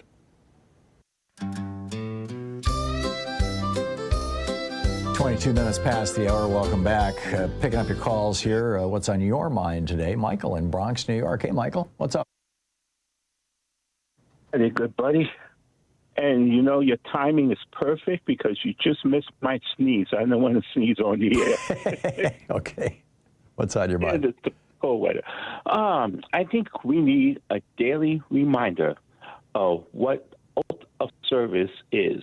I know we had this discussion before that when you go into service, your actual boss is the oath that you've taken to abide by and follow the laws and Constitution of the United States, and you're not taking an oath to one particular person, especially when someone is named Donald J. Trump. Mm-hmm. So, you know, when it comes to the following orders, we're supposed to be following lawful orders, not unlawful orders, as found in the military code, and it's also, if I can call it the law of the land, upon taking this oath, that you are bound by law to refuse to follow unlawful orders because of the fact that this is a guy who demands for you to follow his orders no matter what. And then when you know what hits the fan, he's ready to throw you under the bus and be like, I don't know him. I haven't even spoken to him. I never met him or her, blah, blah, blah. But, you know, check this part out, that look at the bombings that's occurring. That is a crime in itself. And there was something else that's going across my mind, but all in all, the stuff comes back to Hegseth and to Trump. And then when you're mixing in also Kristi Noem and Pam Bondi for the stuff that's going on in court, you know, they want to twist the words around of the 6 Democrats, and God bless them for that. The exact words of the 6 Democrats was, do not follow unlawful orders. Right. At no time do they say, do not follow any orders, which is Certainly. what Trump and company No, is. they have not only blown this all out of proportion, but you're right. They've been lying about it like there's no tomorrow. And so, right across right-wing media. I mean, I get this newsletter that, on the right-wing media, and they're all doing this, Michael. Michael, I got to move along, but thanks for the call. Well said. Steve in New Boston, Michigan. Hey, Steve, what's up?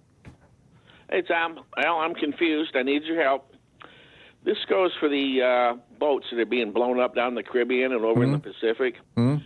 I listened to Trump and Kegsbrath and Tom Cotton and the Admiral, who all seen this video. And especially like Tom Cotton was saying yesterday that this is like a textbook killing. It was perfect, in every way. Mm-hmm. But I don't condone what's happening. Please, everybody understand this. I do not condone it. But the thing is, if the military is operating an intelligence operation, why would they have a second strike on those two guys hanging onto that boat?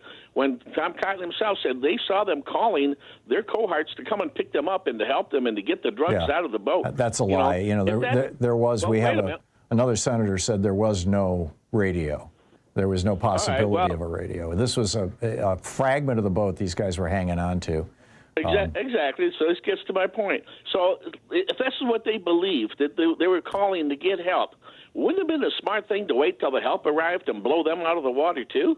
Oh, excellent point. Excellent point, guys? Steve. Yeah, excellent point. No. Or are they trying to shut these guys up, Tom? They don't want any survivors because, number one, you're going to find out if there is a survivor and there is a trial or anything like that it was probably some poor fisherman who, took $200 to ferry some cocaine over to Trinidad, and that's assuming that it was even cocaine on the boat. 11 people in a boat is not typically a drug boat. Drug boats typically... Yeah, our Navy knows. Our Navy knows that there's an opportunity for a second kill. You wait to get it. I had a great uncle in World War I, got torpedoed in the North Atlantic in convoy duty, and nobody stopped to pick him up, Tom. Why? Because the German sub was right there waiting to torpedo somebody else. We could have easily just hovered over those two guys and waited, and when more people came, attack again, we'd have got more of them. Yeah. Excellent point, Steve. No, the rationalizations and the excuses, for just bloodlust are not just bizarre, they're un-American. Steve, thank you. Thank you very much. It's 27 minutes past the hour. We'll be back with more of your calls in just a moment.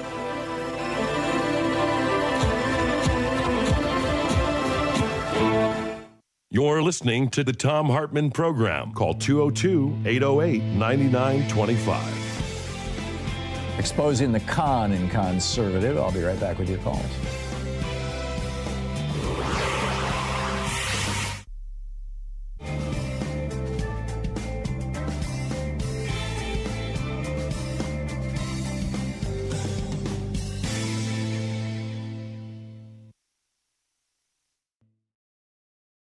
Thom Hartmann Program.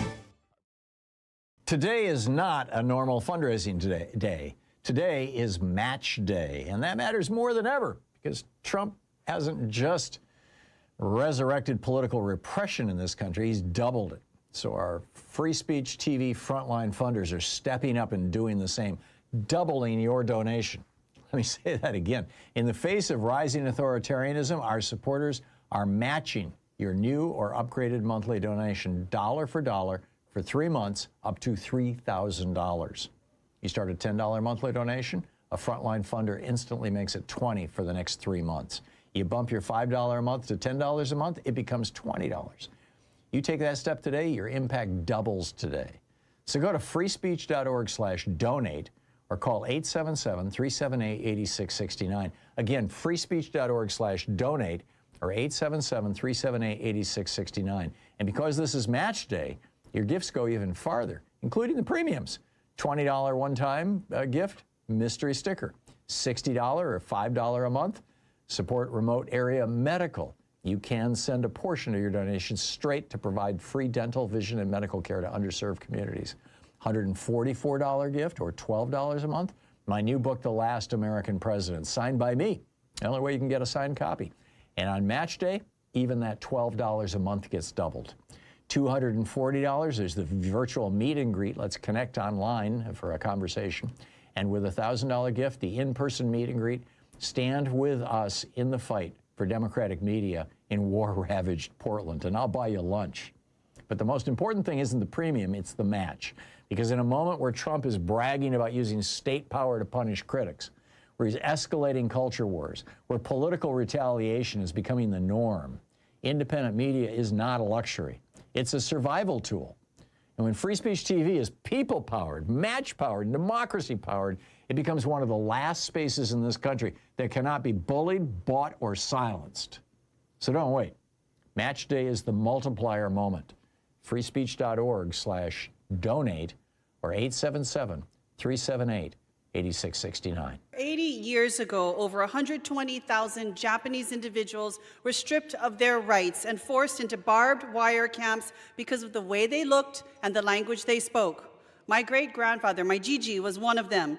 He was taken from his home on Maui and imprisoned, not for anything that he had done, but for who he was. We said then, never again. Yet here we are today. Now the very sites where Japanese American families were incarcerated have been reopened. Fort Bliss, a World War II internment camp, is now the nation's largest immigrant detention center. To add insult to injury, the Trump administration is using the same law, the Alien Enemies Act, that was once used to imprison Japanese Americans to detain and fast-track deportations with zero due process rights. And while this administration insists it is targeting dangerous criminals, we know that more than 73% of those in ICE custody have no criminal convictions at all. This administration is also intentionally dismantling legal pathways and stripping people of lawful status so they can be deported, just as we saw on Kauai recently, where a raid that swept up 44 people ended with 6 Venezuelan men who were legally here seeking asylum, self-deporting after the administration revoked temporary protected status for their country. To anyone who thinks this could never happen to me, consider this. 2/3 of the Japanese imprisoned in camps were American citizens. Their children, like my grandfather, serving in the United States military in defense of a country who saw them as the enemy. Today, American citizens are also being rounded up once again, stopped and detained simply for the way they look, by officers who face no accountability. United States military veterans picked up, detained, deported. What we are witnessing is a slow, methodical erosion of citizens' rights and a cold indifference towards treating entire communities as national security threats. We are in the midst of history in the making, and history has already shown us the dangers of what this country can do when given unchecked, unfettered immigration authorities. So I ask my colleagues on all sides of the aisle, how much are we willing to tolerate before we say enough is enough? 80 years later, this nation still reflects with shame at what it did to our Japanese American families. We apologize, we vowed to learn, we vowed to do better, and we have failed. Nidoto nai, my colleagues, nidoto nai. Remember, today is not just another fundraising day. This is one of those rare moments when your monthly support goes twice as far. If you start at $10 a month, our frontline funders turn it into $20 a month for the next 3 months. If you upgrade from $5 to $10 a month, they match the increase, doubling that new amount. This match is what keeps Free Speech TV independent when the pressure gets intense, when the news cycle turns toxic, and when too many voices fall silent. It's not just about keeping the lights on. It's about keeping a truly free press alive, one that isn't bought, bullied, or bent by corporate power. If you believe independent media matters, not someday, not when things calm down, but now, this is the moment to act. Your monthly donation becomes a strong, reliable foundation for everything we do, and today, it becomes twice as strong. Call 877-378-8669 or head over to freespeech.org/donate. Whatever level works for you, your impact is doubled. So let's meet this match together.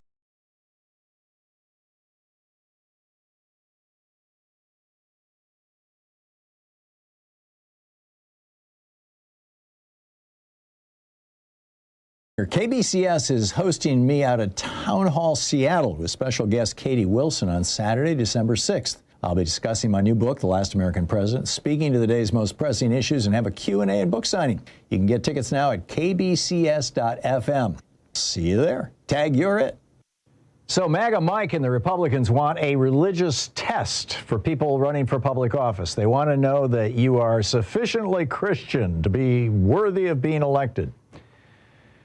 Right. MAGA Mike is one of these 7 mountain evangelicals. There are 7 domains where these dominionists believe that we need to have religion completely take them over. Education, religion, family, business, government, military, arts and entertainment, and the media. Seriously. This is not what Jesus was preaching when he said, give unto Caesar what is Caesar and unto God what is God's. This is the opposite, in fact, of what Jesus was teaching. It's the opposite of Matthew 25, where Jesus said the only way to get to heaven is by feeding the hungry, healing the sick, helping the poor. This is counter-Christian, anti-Christian, in fact. In fact, I think you could say it is the Antichrist's work. There's a piece about it over at HartmannReport.com. Check it out.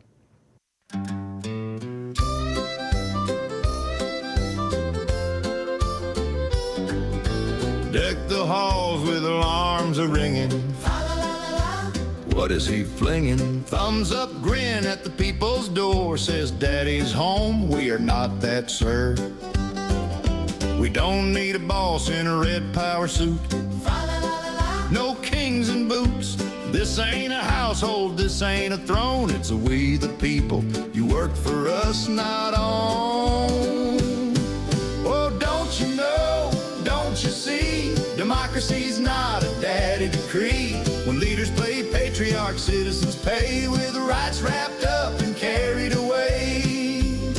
So ring those bells for truth and law, not worship songs and TV all. Santa hats can hide the scheme. A strong man's joke is a warning me. Oh, hear it loud, hear it clear. We don't do daddy government here. Competence, conscience, checks that hold. That's the holiday story America's told. 36 minutes past the hour. There you go. We know Daddy's here. Joe in Puerto Rico. Hey, Joe, what's on your mind today?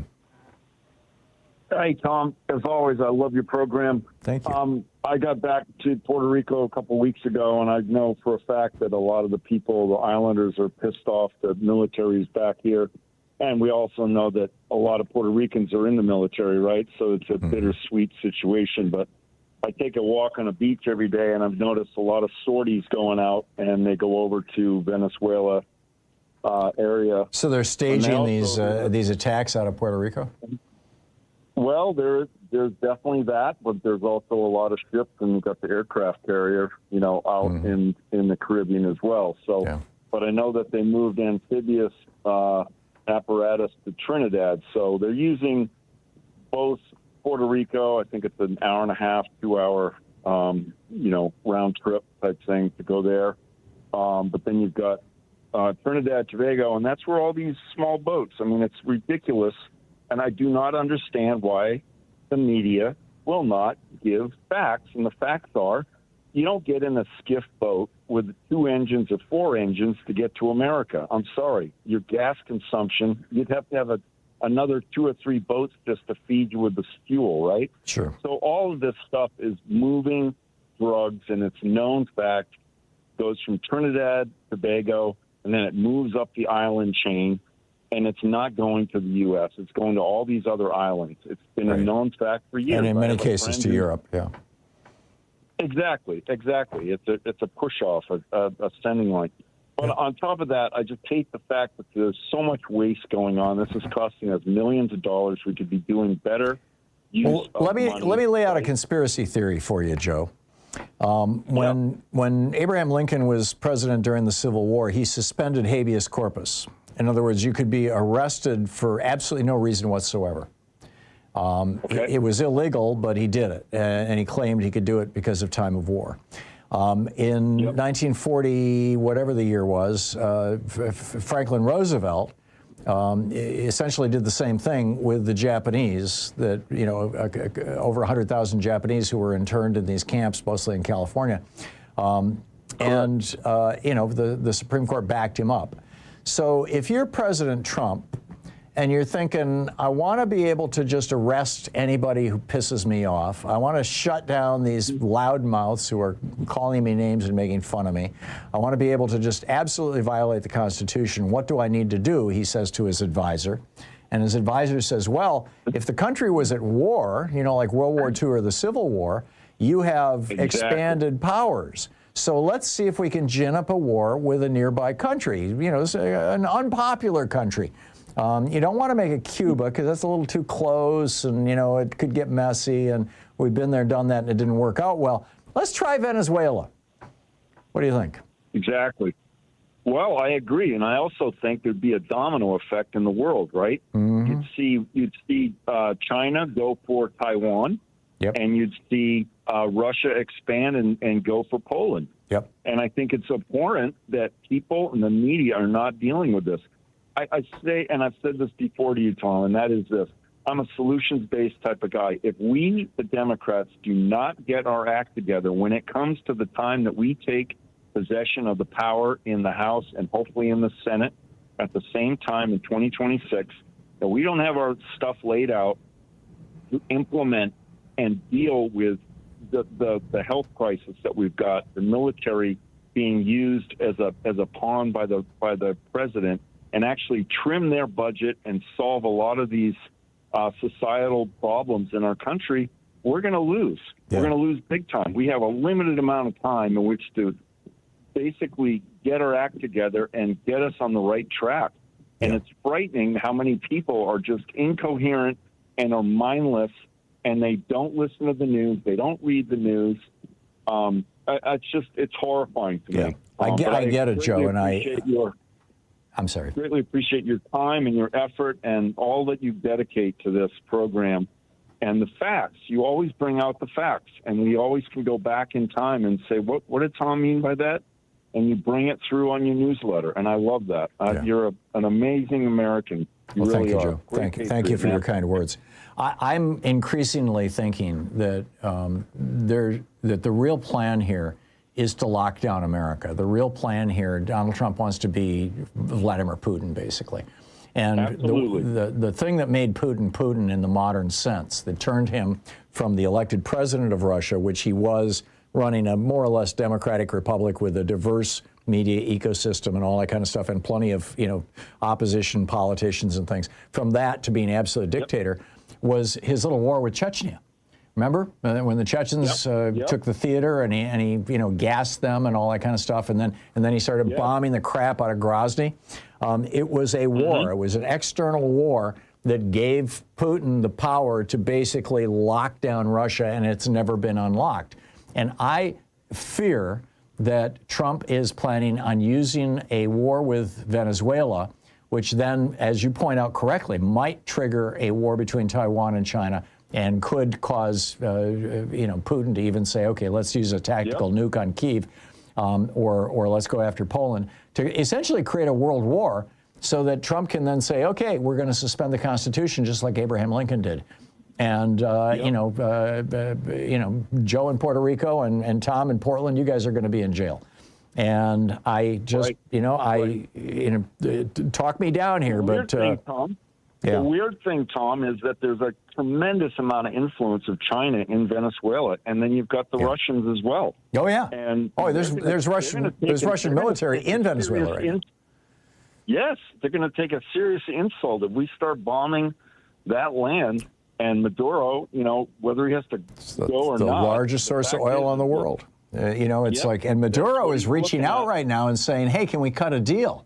And Trump is like, no, we want your oil. And I also think, as I said to Congressman Connie yesterday, that the reason that Trump wants that oil is because, wealthy billionaires who support the Republican Party have built refineries along our Gulf Coast that can only refine that kind of oil. And they really need more of it. So, Joe, I got to move along, but thanks for the call and thanks for your kind words. Bob in Cardiff, California. Hey, Bob, what's on your mind today? Bob in Cardiff, watching us on Free Speech TV? Going once? Going twice? Okay, Bob, I'm going to hit a break here, and we'll come back with more of your calls and the news of the day in just a moment. Stay tuned. It's the Thom Hartmann Program. the place where despair is not an option. Stick around. It's Anything Goes Weekend. Back with your calls.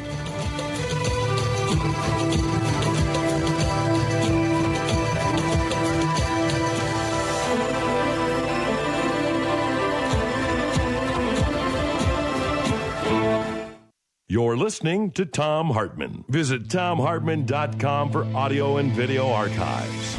Right back with more of your calls on Anything Goes Weekend. Stay tuned.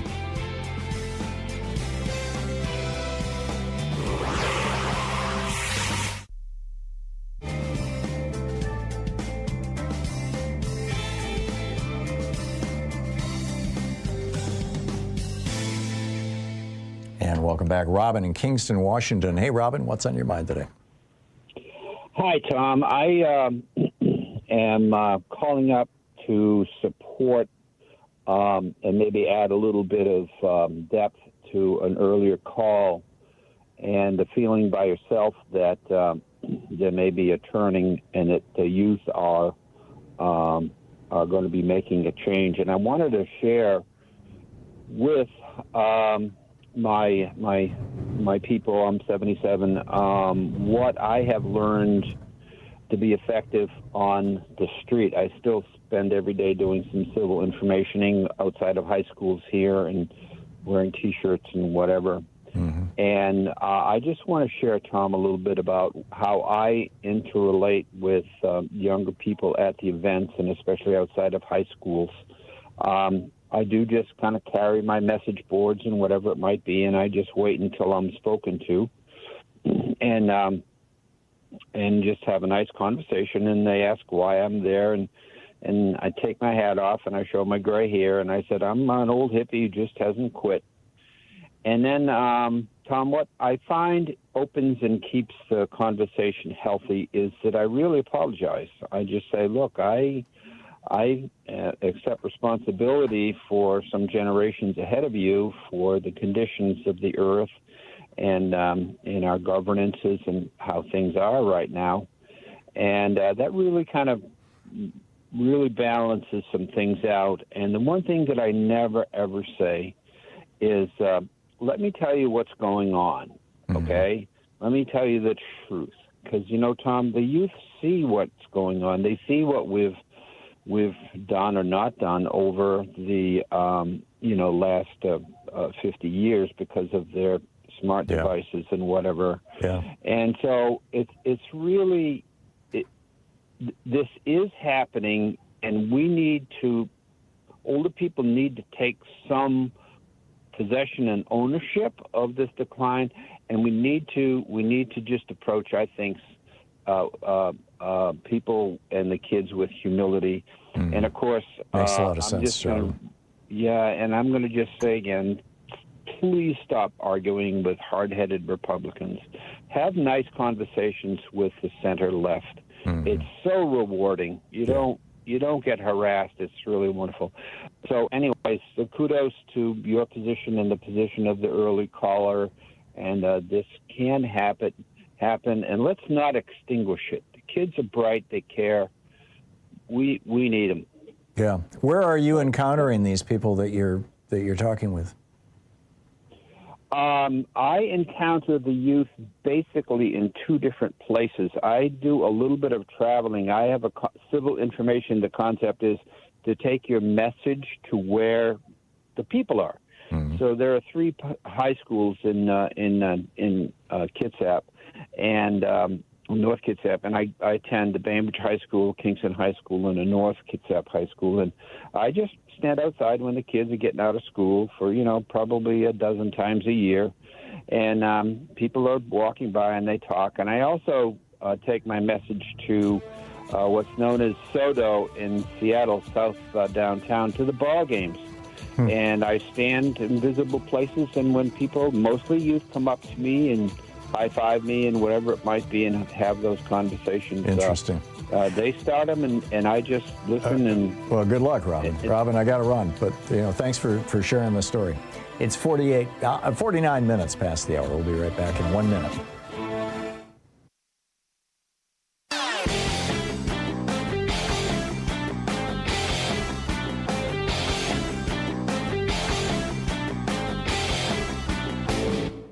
Hey, thanks so much for sharing our program and for reaching out to our stations and sponsors and letting them know that you're listening. It really means a lot to us.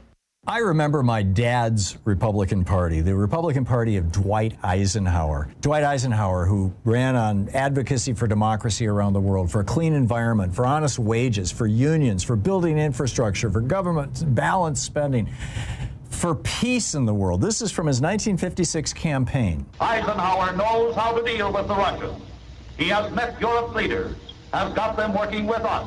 Elect the #1 man for the #1 job of our time. November 4th, vote for peace. Vote for Eisenhower. A paid bill. Right. Vote for peace. That was it. And now the Republicans are the party of, military boondoggles and corruption and hate and anti-union and everything, the opposite of everything Eisenhower stood for.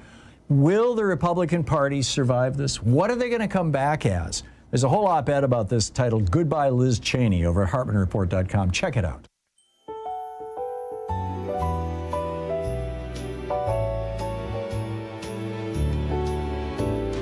Welcome back. 10 minutes before the hour. Picking up your calls here. Jack in Grand Beach, Michigan. Hey, Jack, what's up?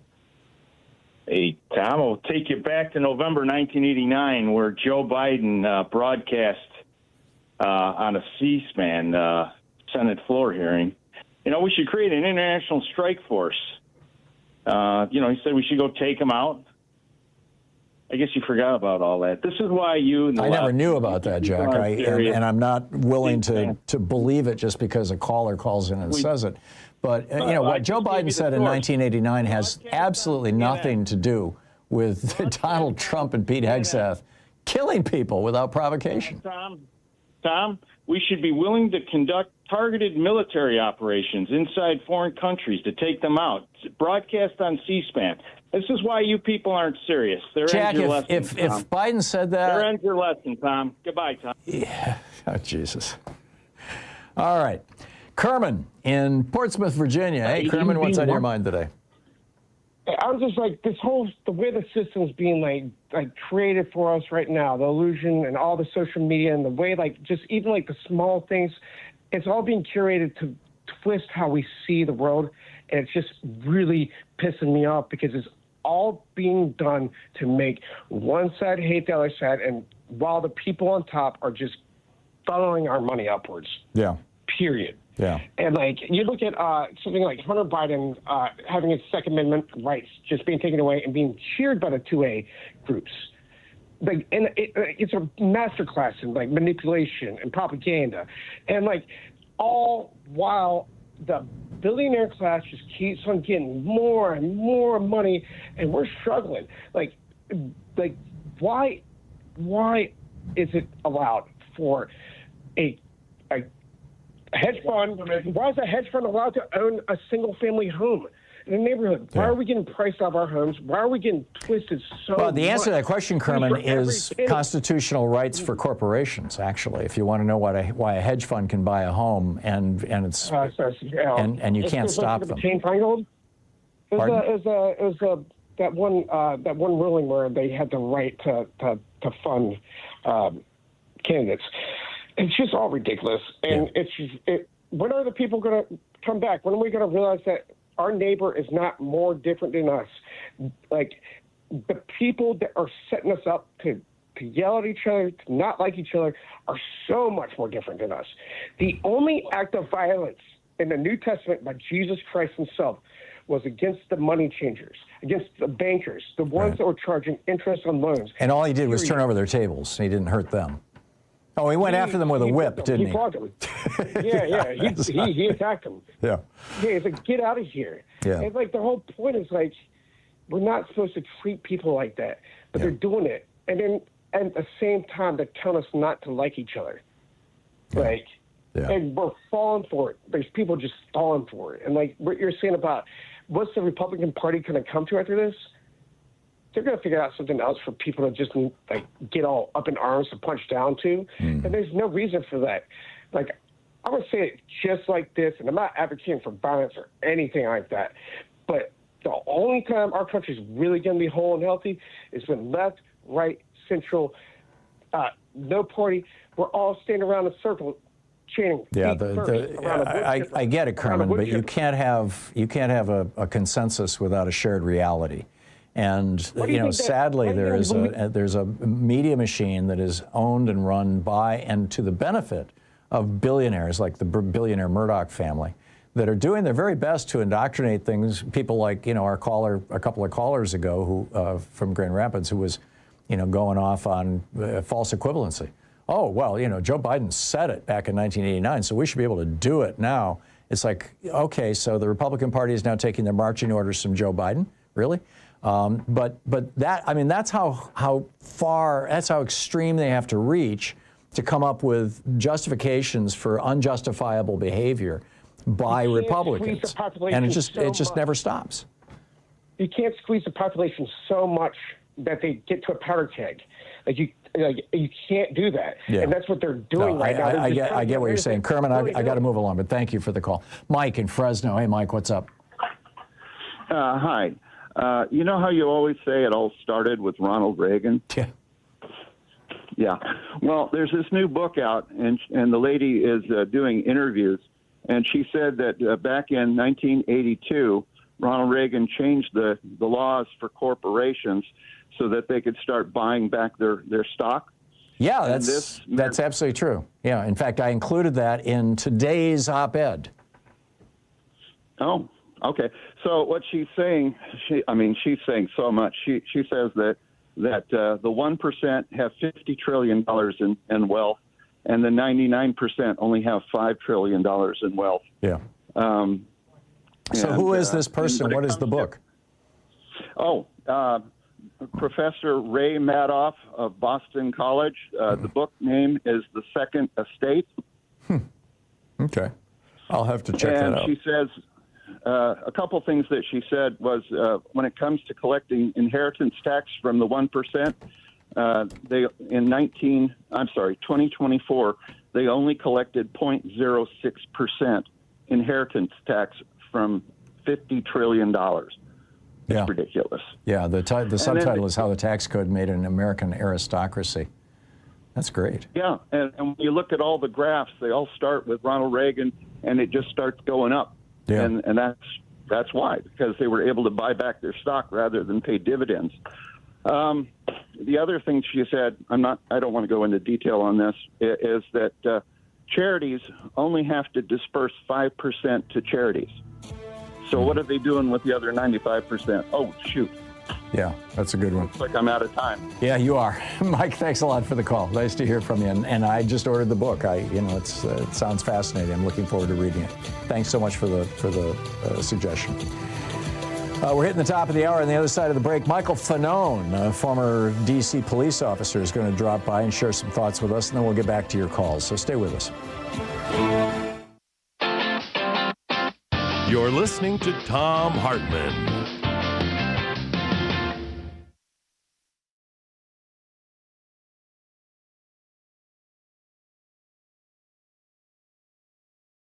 In addition to bringing you the Thom Hartmann program here on Free Speech TV and Video Media Online, we also have a whole set of ways you can interact with us and tools you can use to spread the word about the importance of democracy and the threats to it in our republic. First, there's your daily homework. Sue Nethercutt puts together a daily email newsletter that has a link to every story I discuss on the air, so you can find my sources and you can share them with your friends. It's free and you can sign up at thomhartmann.com. Second, I publish my daily take every day over at the hartmannreport.com website. That's also free if you want the daily 5 days a week rant in your inbox. No ads either. Third, there's the free 1-hour version of our daily show that's advertising supported. You can find that wherever you get your podcasts normally. And then there's also the podcast of the entire 3-hour show with no advertisements, and that's available by subscription over at thomhartmann.com. So check them all out at thomhartmann.com and hartmannreport.com.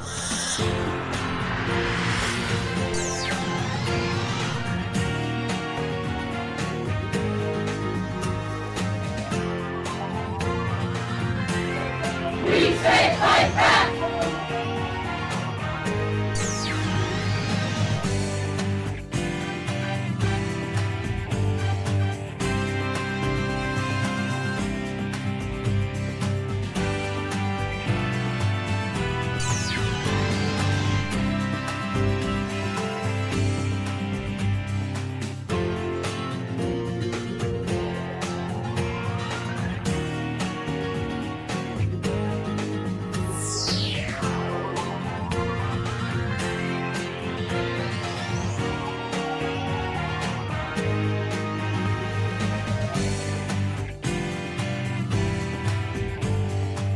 Today is not a normal fundraising day. Today is match day, and that matters more than ever because Trump hasn't just resurrected political repression in this country, he's doubled it.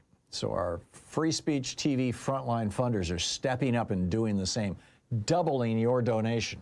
Let me say that again. In the face of rising authoritarianism, our supporters are matching your new or upgraded monthly donation dollar for 3 months up to $3,000.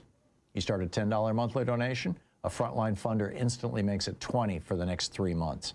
You bump your $5 a month to $10 a month, it becomes $20. You take that step today, your impact doubles today. So go to freespeech.org/donate or call 877-378-8669. Again, freespeech.org/donate or 877-378-8669. And because this is match day, your gifts go even farther, including the premiums. $20 one-time gift, mystery sticker. $60 or $5 a month, support remote area medical. You can send a portion of your donation straight to provide free dental, vision, and medical care to underserved communities. $144 gift or $12 a month. My new book, The Last American President, signed by me. The only way you can get a signed copy. And on match day, even that $12 a month gets doubled. $240, there's the virtual meet and greet. Let's connect online for a conversation. And with a $1,000 gift, the in-person meet and greet. Stand with us in the fight for democratic media in war-ravaged Portland, and I'll buy you lunch. But the most important thing isn't the premium, it's the match. Because in a moment where Trump is bragging about using state power to punish critics, where he's escalating culture wars, where political retaliation is becoming the norm, independent media is not a luxury. It's a survival tool.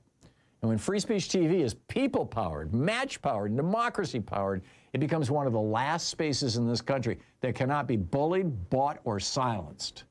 So don't wait. Match day is the multiplier moment.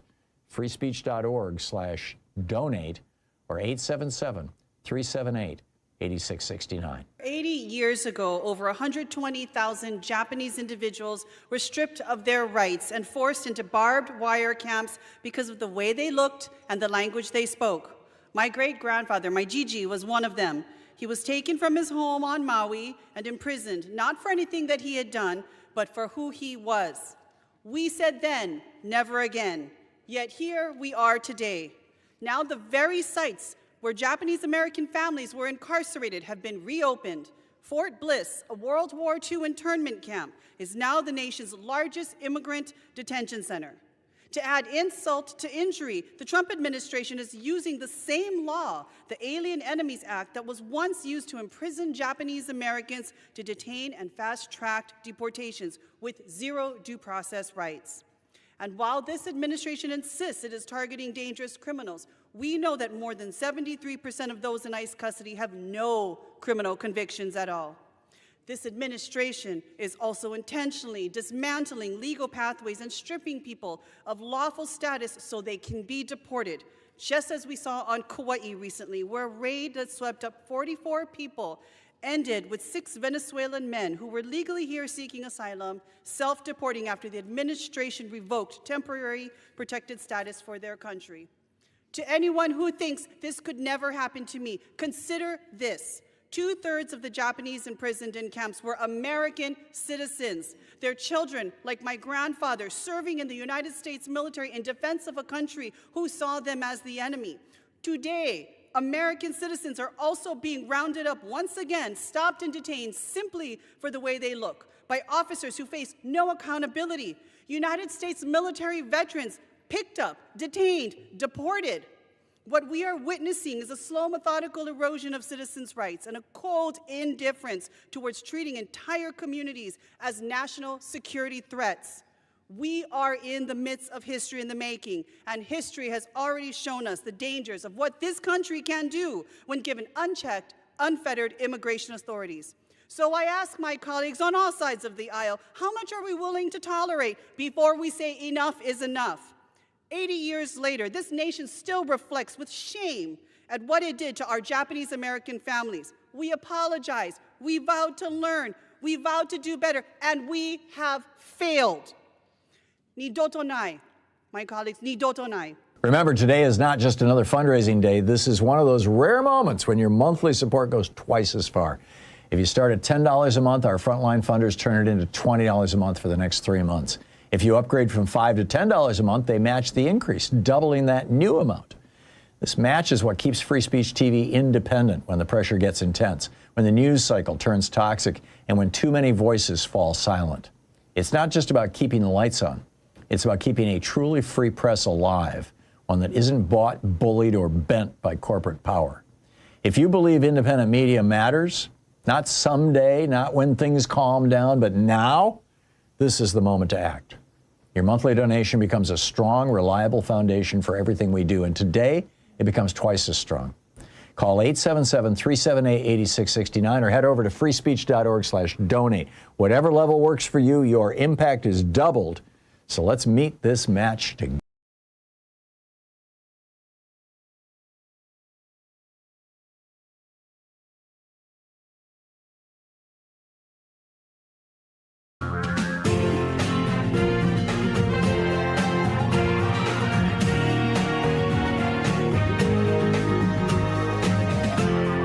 This is the Thom Hartmann Program. And welcome to the third hour of our program. On the line with us is Michael Fanone. Michael Fanone is the host of The Michael Fanone Show. He's the author of the New York Times bestseller, Hold the Line, The Insurrection and One Cop's Battle for America's Soul. Newsletter.ofthebrave.org is his website. Michael Fanone over on Fanone over on Blue Sky and Substack. At Michael Fanone. Michael, am I missing, I think I might be missing one of your websites? No, I think you hit all of them. Okay, great. I'm on all the socials, so all the Michael Fanone official on all the socials. But yeah, I think you covered it. Yeah, well, that's great. I'm so glad you could join us today. I appreciate you having me on, Tom. Thank you. It's my pleasure. A couple of things I wanted to talk with you about. First of all, you have your program in the Michael Fanone Show. You're talking about your take on these boat strikes as a former law enforcement officer, and this whole debate about is this military or is this law enforcement? If it's law enforcement or military for that matter, what about double tap strikes and all this? Curious your thoughts on it. I think that it's illegal. I think it's unconstitutional and it's immoral. 3 words that can be used or applied to a lot of this administration's policies and efforts. It's incredibly troubling to me. As somebody who worked narcotics cases pretty much my entire career in law enforcement, I understand that human intelligence oftentimes is unreliable. And so I question, whether or not the information that this administration is acting upon is accurate 100% of the time. And even if so, why is it that we are deviating from our past efforts to interdict and to prosecute these individuals rather than obliterate them and wipe them off of the face of the earth. Well, and these are obviously the low guys on the food chain. I mean, don't you want to take custody of them so you can ask them who paid you? Let's work our way up the food chain. Number one, and number two, I'm no expert on this stuff. You're the former police officer who's worked drug cases, but 11 people on a boat that's supposed to be carrying drugs doesn't make any sense. That sounds more like, a bunch of guys going to work or a human smuggling operation or refugees or something. What are your thoughts? Yeah, I mean, listen, typically in these types of situations, the people that are used to transport these drugs oftentimes are individuals who are, essentially being held hostage. Drug cartels will threaten or kidnap family members to persuade individuals to engage in these types of actions. It's not the kingpin, so to speak, that's going to be on the boat, involved in exactly what you just described, which is low-level low-level. The kingpin just got pardoned. I mean, this guy brought 500 tons of cocaine into the United States. Yeah, I'm glad Donald Trump says, we'll just let him go. I'm glad you brought that up. I mean, the hypocrisy, I don't know. It's just become so cliche when it comes to the Trump administration. But yes, you have the former president of Honduras who, was sentenced to 40 plus years, was serving his sentence in the United States prison. And this administration claims to be pursuing narcotics or narco traffickers to the ends of the earth, but are pardoning those that were at the highest levels involved in trafficking narcotics into the United States. And apparently this is because a handful of billionaires, right-wing billionaires, he helped them create this island nation on Roatan, off the coast of Honduras, where the billionaires get to run their own city, basically, and run it by their own rules. A bunch of libertarian billionaires, and I haven't seen any confirmation or corroboration of this argument, but I've seen it being made across multiple platforms that, this is why Trump pardoned this guy. He said a bunch of people told me I should do it, so I did it, basically. And, it seems like maybe this bunch of people are these right-wing billionaires, one of whom was the main facilitator of J.D. Vance's entire political career. Yeah, no, I mean, this is, it's just one of, there's no, this is the most corrupt administration that I've ever in history. In the history of this. I'm with you, in history. We're talking with Michael Fanone, former D.C. police officer, the author of the New York Times bestseller Hold the Line, host of the Michael Fanone Show. Got a great Substack newsletter too.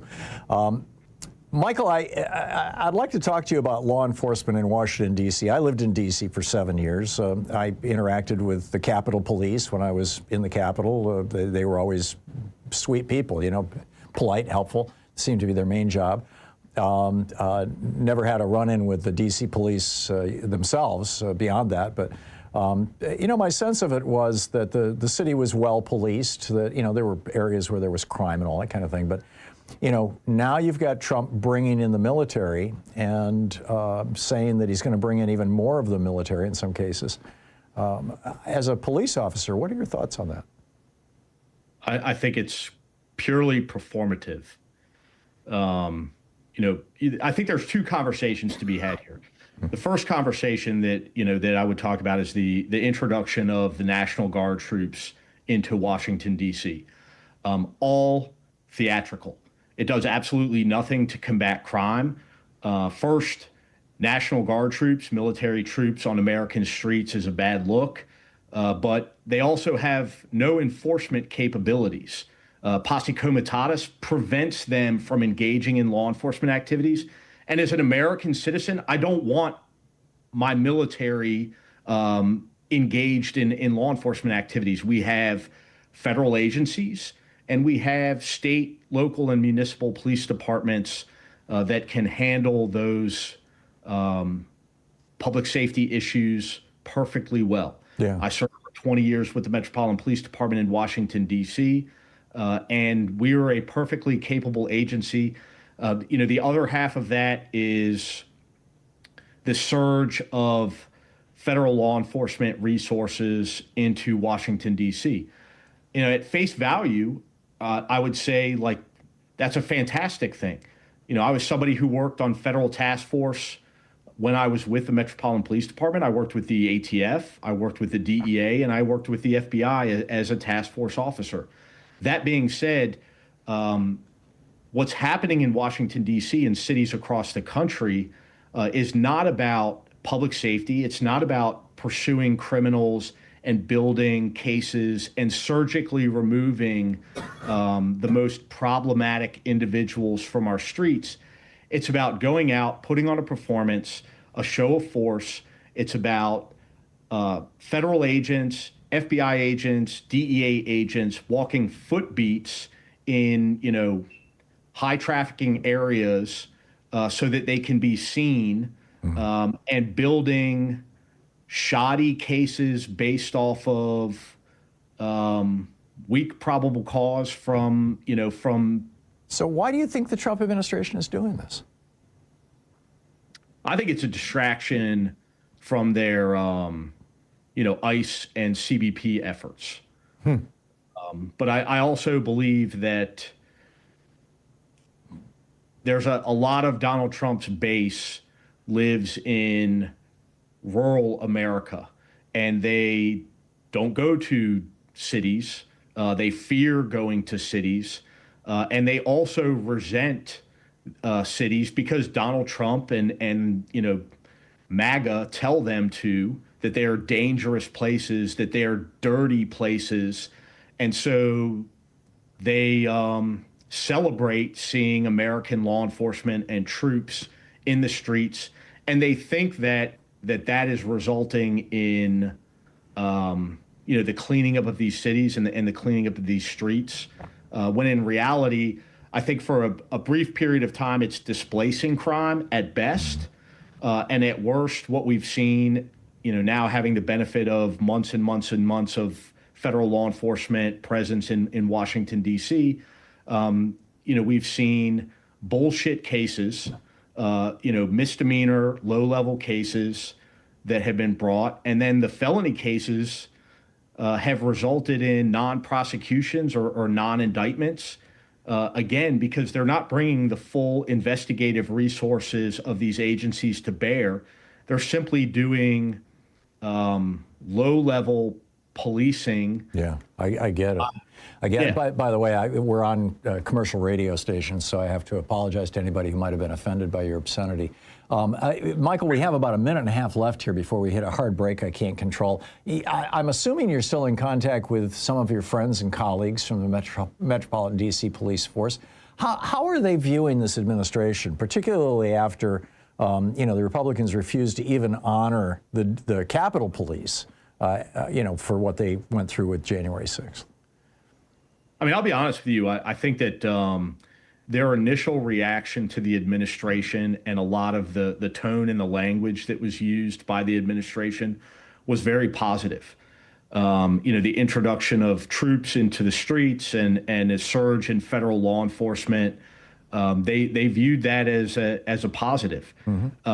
I think now having the benefit of seeing what this administration is really about when it comes to expending these resources, they now recognize that, like so many other Americans, so many others that have supported this administration in the past, they got bamboozled.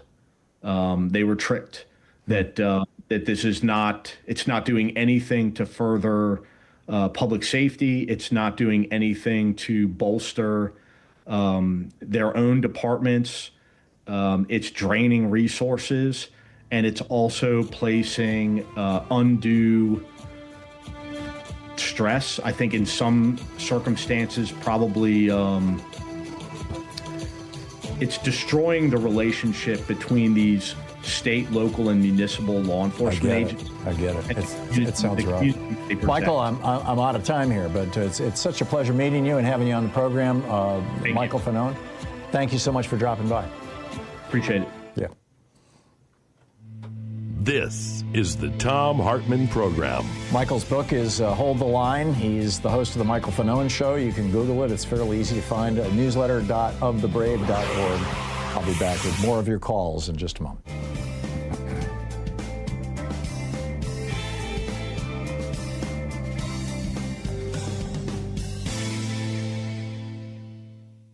And welcome back. Picking up some calls here. Katie in, there we go. Katie in Hamul, California. Hey, Katie, what's on your mind today? Oh, good morning, Tom. I told your screener, who isn't Mateo, and I'm sorry, I'm terrible with Jeremy names. Today, yeah. Okay, I told Jeremy that I'm calling, it probably says J.B. Pritzker there. Mm-hmm. And I was going to call. I called on Monday just to talk about your Christmas tree. But anyway, and I said I'd be calling because you had talked on Monday, I believe it was, or Tuesday, about billionaires. They don't drive. They don't, They have cars that go up to their condos, so they don't even have that, whatever. Their chauffeurs do that. And I started listening to this show, and I thought, this is a very heavy Friday. I mean, this is a terrific amount of really, anger and thought-provoking information. My call isn't. It's just not. It's not in the right place. As it went on, I thought, you need a palate refresher. So here's my little palate refresher about J.B. Pritzker. Okay. A billionaire. Believe born into a billionaire family. Yeah, the Hyatt Hotel family, I think. The Hyatt Hotel, which is where we always have everything here in San Diego at the Hyatt Hotel. But anyway, my husband and I were flying British Airways into Heathrow up to Copenhagen to visit our son and his new and daughter-in-law, and she's Swedish. So anyway, J.B. Pritzker, we get on the plane, which is a little, I guess it's called a puddle jumper, but it was a British Airways. And so it was small. We get on, and of course we have to go through first class on a little plane. And there sits J.B. Pritzker with his little entourage. And I just lit up. And I said, Governor Pritzker, and I shook his hand. I said, of all the gin joints, and I went, well, that's not right. Let me see. I was so thrilled to see him. You and Bogey. And I think he kind of made the assumption that I was from Illinois, and I said no, but ancestrally. That's where my mother's family went way back in the like 1700s. And so, we had a little talk about that. And so it was just incredibly pleasant. I mean, he could have been like some old friend that we hadn't seen. So, of course, my husband's gone on. Well, we get off and we meet 2 more times. And he's pulling his own luggage. They've all got matching overnight luggage, and they're all pulling he and his 3/8. And I'm walking there, and I said, Governor, you're the governor. Why aren't they pulling your, what are you doing pulling your own luggage? And he said, they're all pulling my luggage. That's all my stuff there, And then he laughed. He says, no, not really. That's theirs. Yeah. So anyway, it was just... That's a sweet story. It's a sweet story. Katie, I just have 15 seconds. What did you want to say about our Christmas tree? Oh, Mateo didn't pass it on? No. Then it's so depressing. It matches, what's her name? Melania's Christmas tree. Oh, no, it's a Charlie Brown Christmas tree. It's just a little... Well, it doesn't even look sad enough for that. Come on. I said to Mateo, get some red on that tree. Well, we got some ornaments. Cranberries. We got some ornaments yesterday, and in fact, they're handmade in India. So, and Sean says she's going to put a few more on the tree. Well, shame on Mateo for not passing on my terribly serious message. Okay. Katie, thanks a lot for the call. Good talking to you. 22 minutes past the hour. We'll be right back.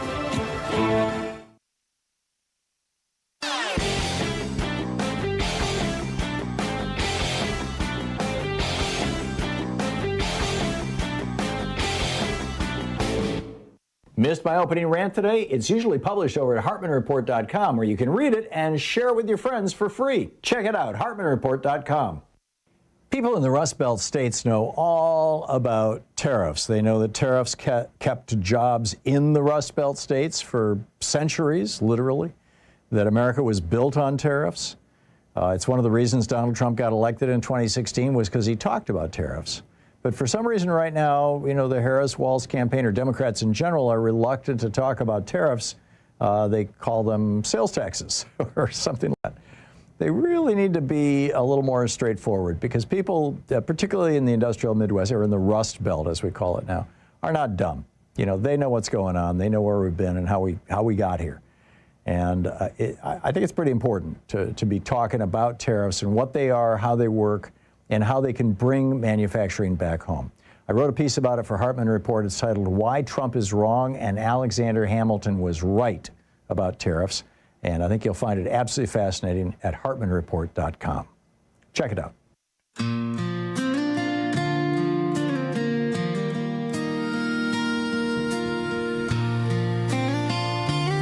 Welcome back. 24 minutes past the hour. So our Geeky Science for the day, just a quickie.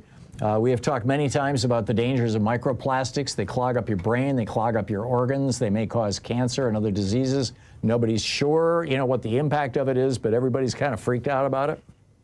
I don't want to get too Bob Kennedy-ish here, but I've written about it. You can read about it. Well, it turns out gum. I thought gum was made out of chicle, out of the stuff from rubber trees and stuff. It turns out, no, they make it out of plastic. This chewing a single piece of gum can release up to 3,000 plastic particles directly into your mouth. This is from research from UCLA. Just 2 minutes of chewing gum exposes you to thousands of microplastics. These particles use the same plastic used to make grocery bags, plastic bottles, and even car tires. The study was presented at the American Chemical Society in the spring of this year, and they tested 10 different commercially available gums, and sure enough, and 94% of the microplastic particles released within the first 8 minutes of chewing. Most of them come off in the first 2 minutes. They only looked at things that were 20 micrometers or larger, so they weren't even looking at nanoparticles, which means that this is probably a radical undercount. And, most people don't realize that they're chewing plastic. There are some gums out there that are pure chicle, which is not plastic. It's a plant-based stuff. But just because it says natural or plant-based on the package, it's got to be, or vague terms like gum base, it's got to be very clear that it's nothing but chicle, so what do you do? Well, you can chew on mint leaves or cinnamon sticks. If it's about stress, try meditating, the reason why you're chewing gum and things like that. But the most important thing is I think we need, to start labeling foods with, including gum, with the amount of microplastic that they produce. I mean, this should be, we tell people about calories because, you eat too many calories, it's not good for your health. Well, there's a growing consensus that microplastics are not good for your health. So we should be able to know, if the two big things right now that we don't know, PFAS, the forever chemicals that line many of the, for example, the microwavable meals and, a lot of our food and sometimes even cans of canned food, and microplastics. These things should be labeled. This is stuff that we should be able to know when we buy these foods. It's 27 minutes past the hour. It's Anything Goes Weekend. What's on your mind? I'll pick up your calls on the other side of the break. Up first, John in Minneapolis. So stay tuned. We'll be right back.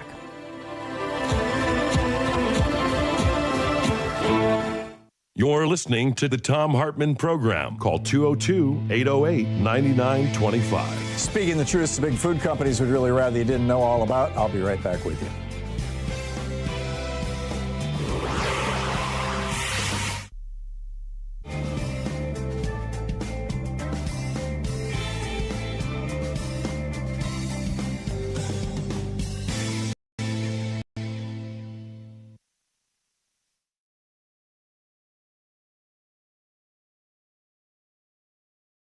Today is not a normal fundraising day. Today is match day, and that matters more than ever because Trump hasn't just resurrected political repression in this country, he's doubled it. So our free speech TV frontline funders are stepping up and doing the same, doubling your donation. Let me say that again. In the face of rising authoritarianism, our supporters are matching your new or upgraded monthly donation dollar for dollar for 3 months, up to $3,000. You start a $10 monthly donation, a frontline funder instantly makes it $20 for the next 3 months. You bump your $5 a month to $10 a month, it becomes $20. You take that step today, your impact doubles today. So go to freespeech.org/donate or call 877-378-8669. Again, freespeech.org/donate or 877-378-8669. And because this is match day, your gifts go even farther, including the premiums. $20 one-time gift, mystery sticker.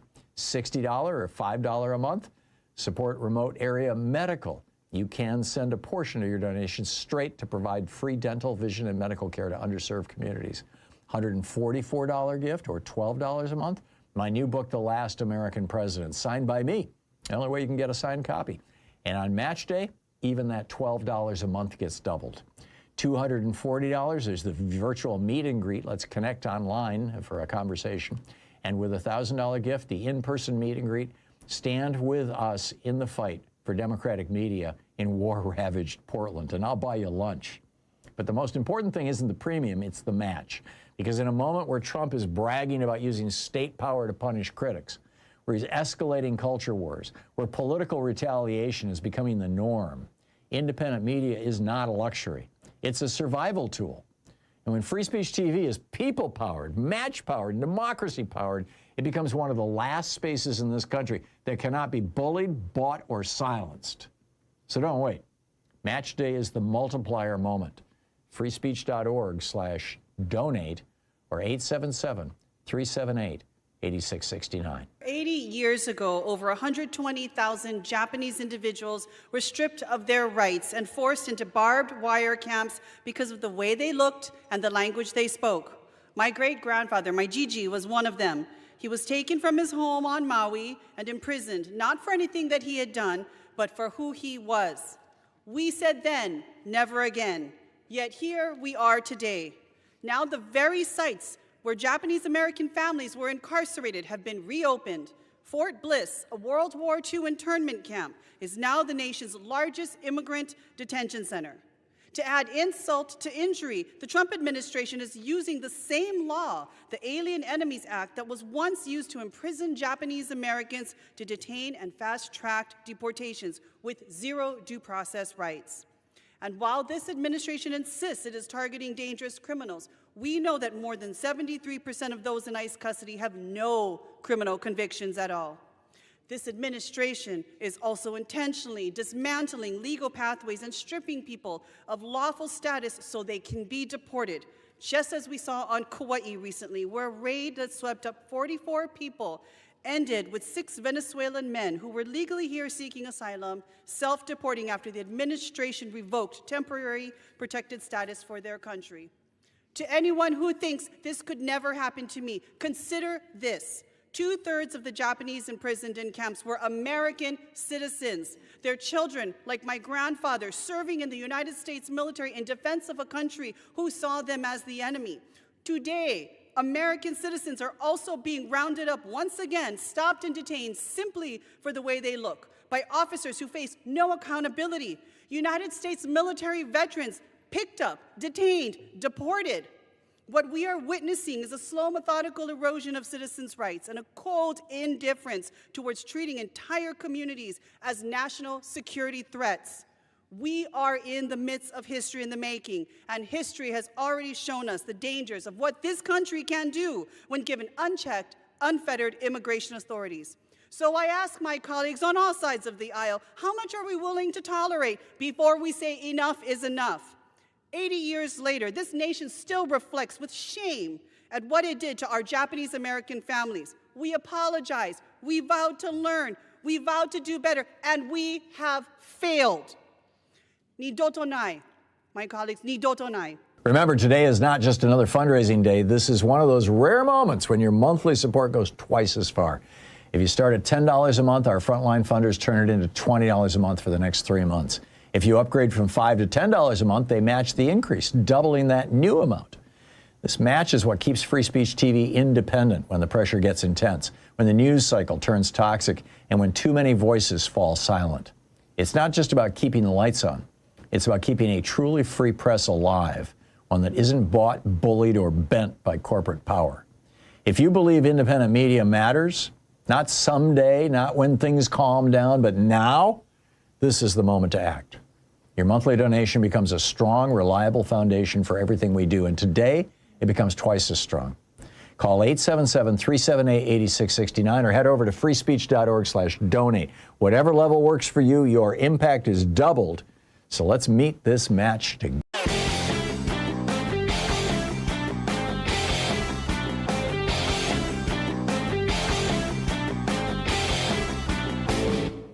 Share the Thom Hartmann program with your friends. Our podcast, The Hartmann Report, is absolutely free and available wherever fine podcasts are available. And the entire 3-hour podcast is available over at thomhartmann.com.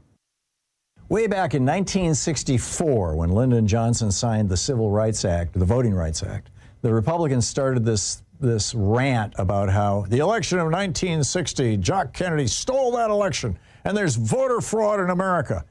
And it became a thing. They started this thing called Operation Eagle Eye. William Rehnquist was running it in Arizona, trying to intimidate Hispanics and African Americans into not voting, essentially. They have now used this claim that non-citizens are voting, this voter fraud claim, in virtually every red state to make it harder to vote, to purge people off the voting rolls, to make people's votes not counted with their exact signature matches. It's a scam. It's a grift that they've been running for 60 years, and the American media won't call them out on it.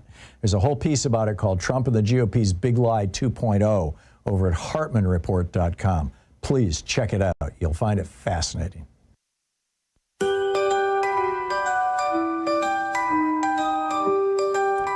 Welcome back. 35 minutes past the hour. It is Anything Goes weekend here. John in Minneapolis. What's on your mind, John?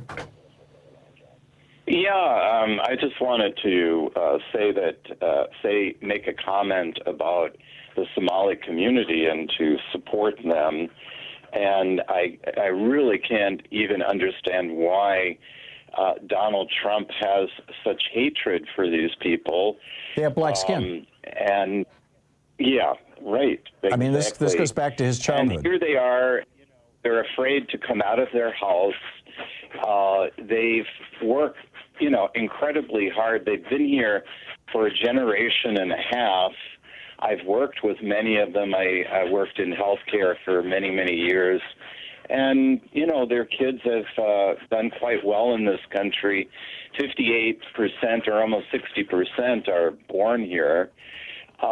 They're not, criminals. I don't even know of any Somali criminals, but I suppose just like any other groups of people, there's always a few people that are, a problem. But mostly, what he says about my congresswoman, it's just I've never heard any president, and I've been voting for over 50 years, ever say, point out a group and then just call them garbage. Yeah. But I want to say, they came from a war-torn country. It was war-torn not because they didn't, want to have something else, but because they were split between the British and the Italians, and then, just like any other colonial country after colonization, they were still controlled by the same colonial empires and by us and the Soviets.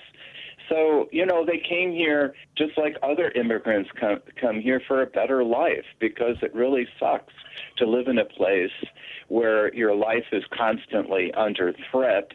I've known people, Somalis I worked with, whose parents were murdered, killed by, other groups of people. One woman, her father was a governor in a state in Somalia, and he was murdered by the opposition. So, they're here because just like a lot of other people, and including Donald Trump, his grandfather left Bavaria because he was going to be conscripted.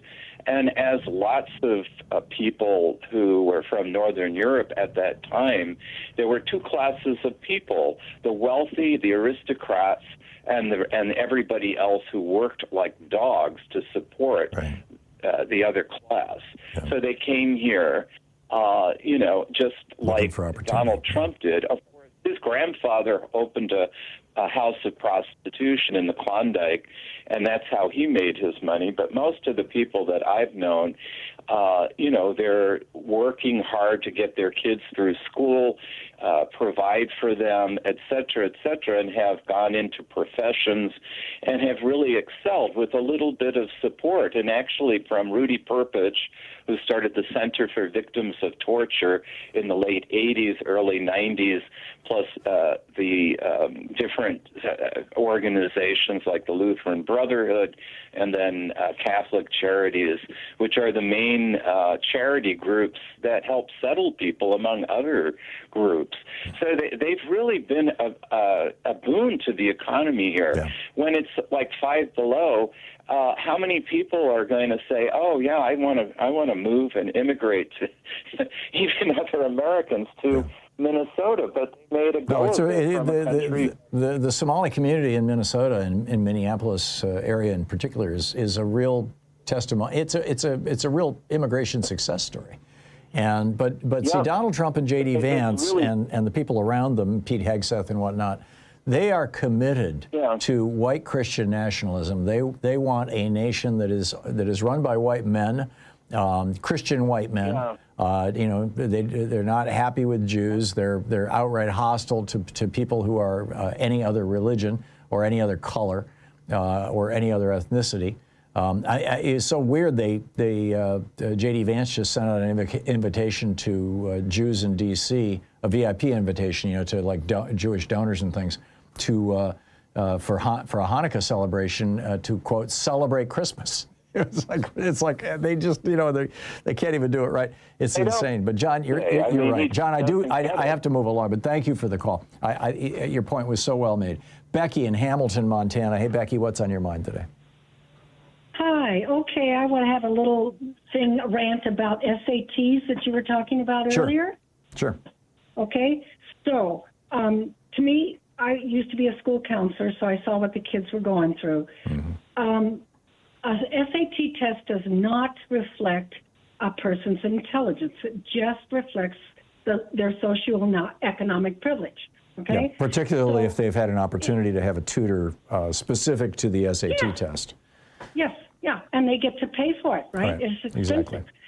So if there was an SAT test that was made in inner city New York, and we had to take it, we would fail it if we are of white privilege. Yeah, to the extent that the test reflects culture, Yeah, and it favors those who have the money. And guess what's a better predictor of college success than an SAT? What? Classroom performance, a person's GPA, is better predictor. Interesting. But these test makers in these companies, they really, after World War II, when they were used for the recruits, they started selling it to the states, to the legislatures, and saying, look what we can predict. Yeah. And now it costs a lot of money, and they're making lots of money. So the legislature keeps on using it. Yeah, it was just really becoming a thing back in the 60s, I recall. I mean, you know, that was kind of the leading edge of it. Very interesting. Becky, thank you. Thanks for pointing that out. That's a good one. Valerie in Morton Grove, Illinois. Hey, Valerie, what's on your mind today? Hi, Tom. I am just wondering, do you think that Trump is going to pardon El Chapo and his sons as well? If they give him enough money. They guilty. Right. And, but also... He's pardoned 1,600 people, Valerie, and I'm guessing most, if not all of them, have figured out some way to grease his palms. Right. I'm also wondering, Tom, why isn't anyone asking about Trump's wife, number 3? She has been featured in so many of the Epstein pictures, and nobody is even mentioning that. Yeah. Or asking about any role she may have played in that. Well, Epstein apparently bragged about having slept with Melania before Donald did, and that the first time Donald and Melania had sex was on Jeffrey Epstein's airplane. So, you know, I mean, this is just stuff I read in the press. I don't have firsthand knowledge of it, obviously. But, you know, clearly there's a story there that's not being told, if this is true. And nobody's asking any question. It's as if she's divorced from that part of it, but she's in all of the pictures. Well, most of the pictures, many of the pictures. Yeah. It's going to be interesting. You know, Netflix gave, I think it's Netflix, or was it Disney? Somebody gave them $15 million, and they're producing a documentary about her that'll be out soon, and gave her the $15 million. And it'll be interesting to see if, you know, I'm guessing it won't even touch on any of that. That's, you know, that part of her life. I think it's a fair guess. But thank you, Valerie. Good point. Right. Good point. Bob in Cardiff, California. Hey, Bob, what's on your mind today? Yeah. Good morning, Tom. Hey. Yeah, just something from, I think it was your first hour today, and you mentioned that sort of the Navy SEALs got started from Carter's bungling of not the SEALs, Iran. the JSOC, the Joint Special Operations Command, as a, you know, the world had been divided into these regions, And this is a command that is independent of region. And they brought the SEALs under that command. Well, yeah, either way, like there's one thing that I never hear anybody said. I heard it once years ago, and that was what Barry Goldwater was being interviewed, and nobody's more conservative than Goldwater, and asked and expecting that he would condemn Carter for what happened in Iran. Mm-hmm. And what he would have done had he been president at the same time. Mm-hmm. And even Barry Goldwater said he hoped the exact same thing because 100% of the hostages came home alive. Yeah, yeah. Well, the hostages wouldn't have been held as long as they were if Reagan hadn't cut a corrupt deal with the Iranian mullahs. I mean, this was treason, and deserves to be called that. And I'm just astonished that historians don't point this out more often now that it's well documented. So, Bob, I got to run, but thank you. Thank you for the call. 45 minutes past the hour. I'll be back with more of your calls in just a moment. Stay with us.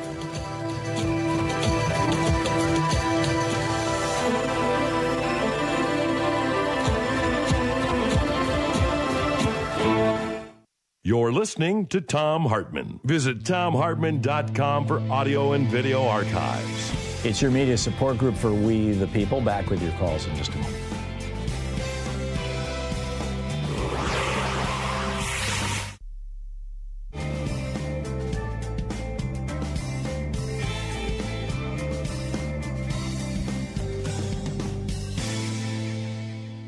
And welcome back, Larry in Los Angeles. Hey, Larry, what's up?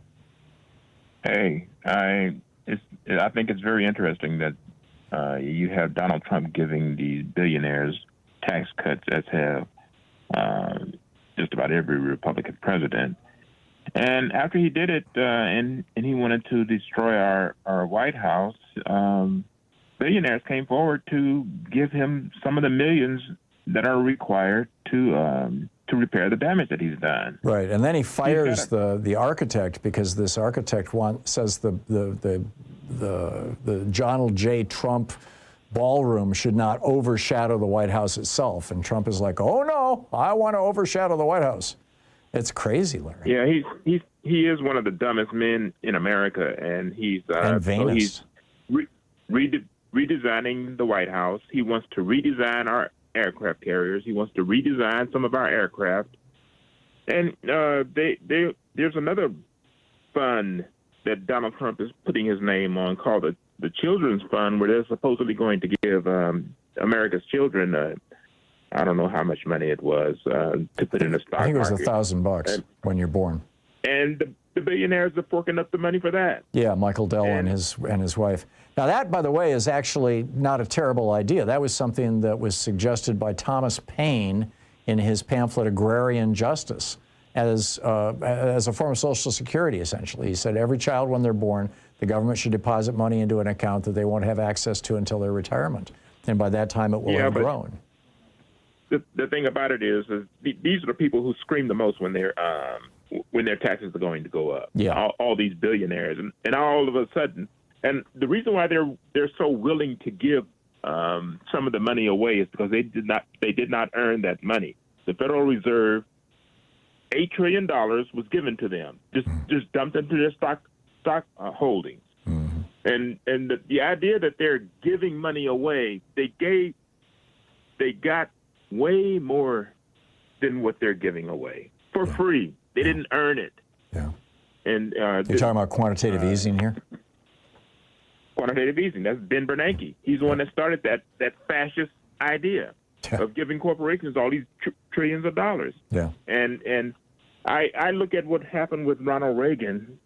That was one of the big steps that helped the corporations. And then what Ben Bernanke did also helped the corporations to the point where when Ben Bernanke started that, the Dow was at a level of 8,000. Mm-hmm. And now it's 48,000. Yeah. That money helped the Dow grow sixfold. Yep. But the Fed is only going to take out the 8,000 that they put in. Yeah. So the billionaires get to keep the other 7.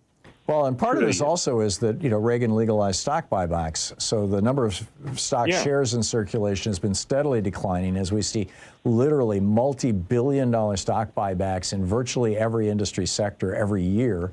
And so as the number of shares shrinks, the price of shares goes up.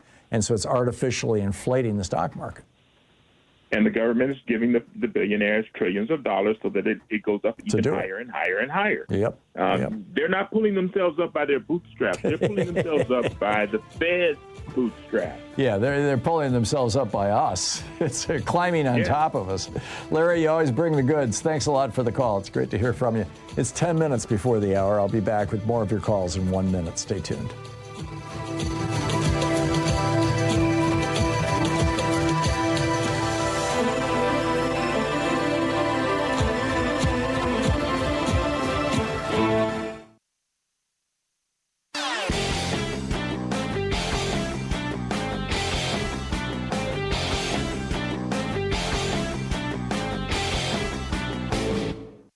Hey, Thom Hartmann here. KBCS is hosting me out at Town Hall Seattle with special guest Katie Wilson on Saturday, December 6th. I'll be discussing my new book, The Last American President, speaking to the day's most pressing issues, and have a Q&A and book signing.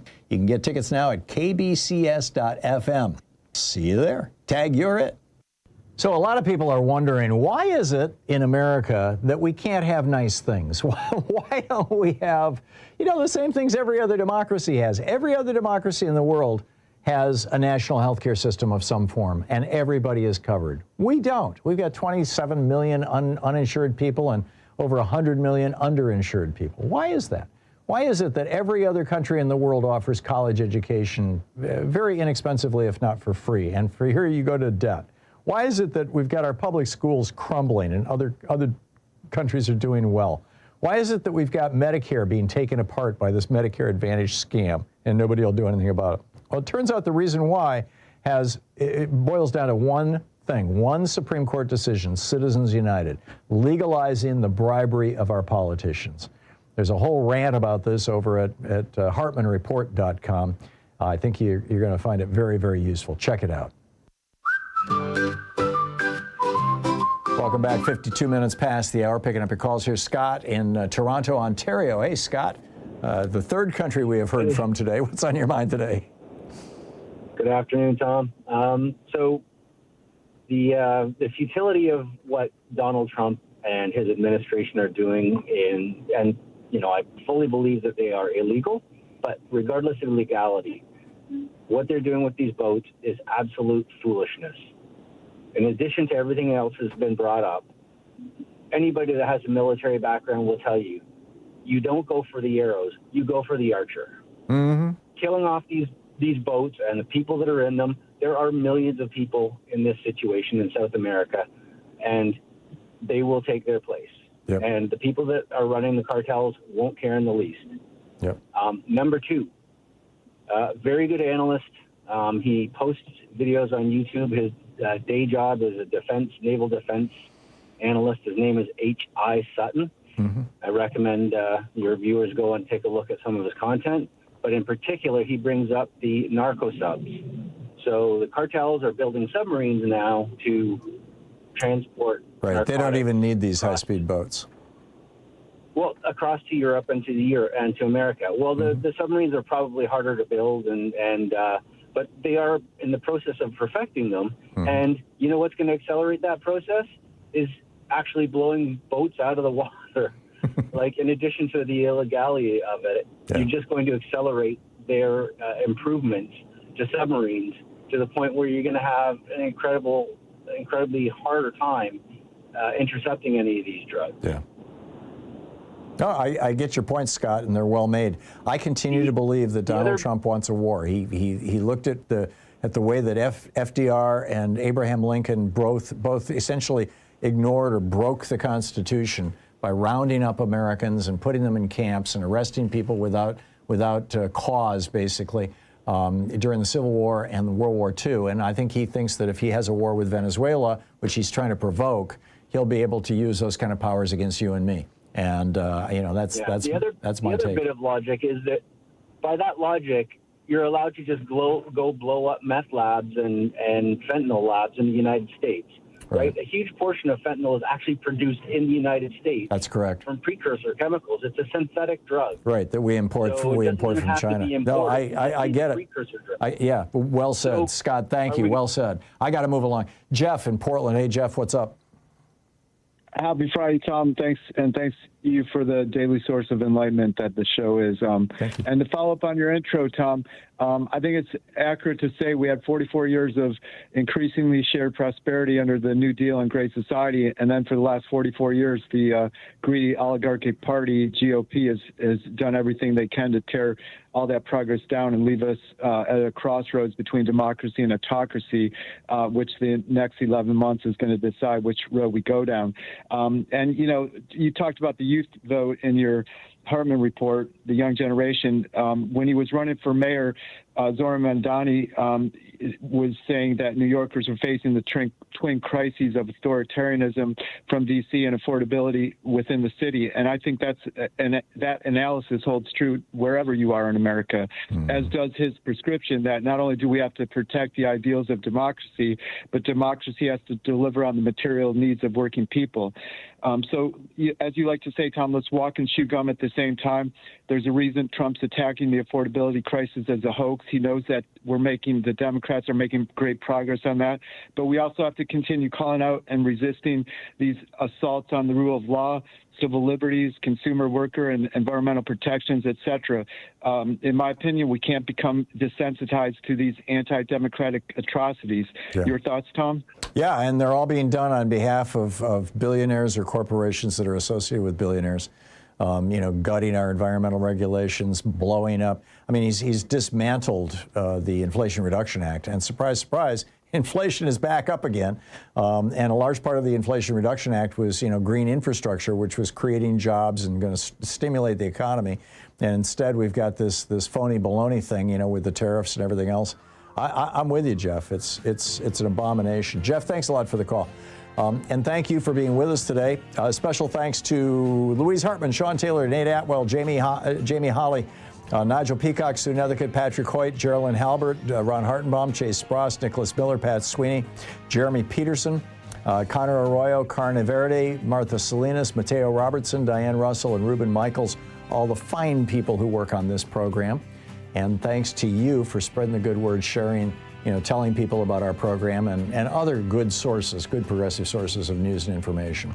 So get out there, get active, tag You're It. Have a wonderful weekend, and I'll catch up with you on Monday.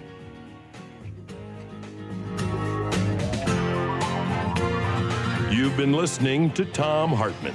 For audio and video archives, visit thomhartmann.com.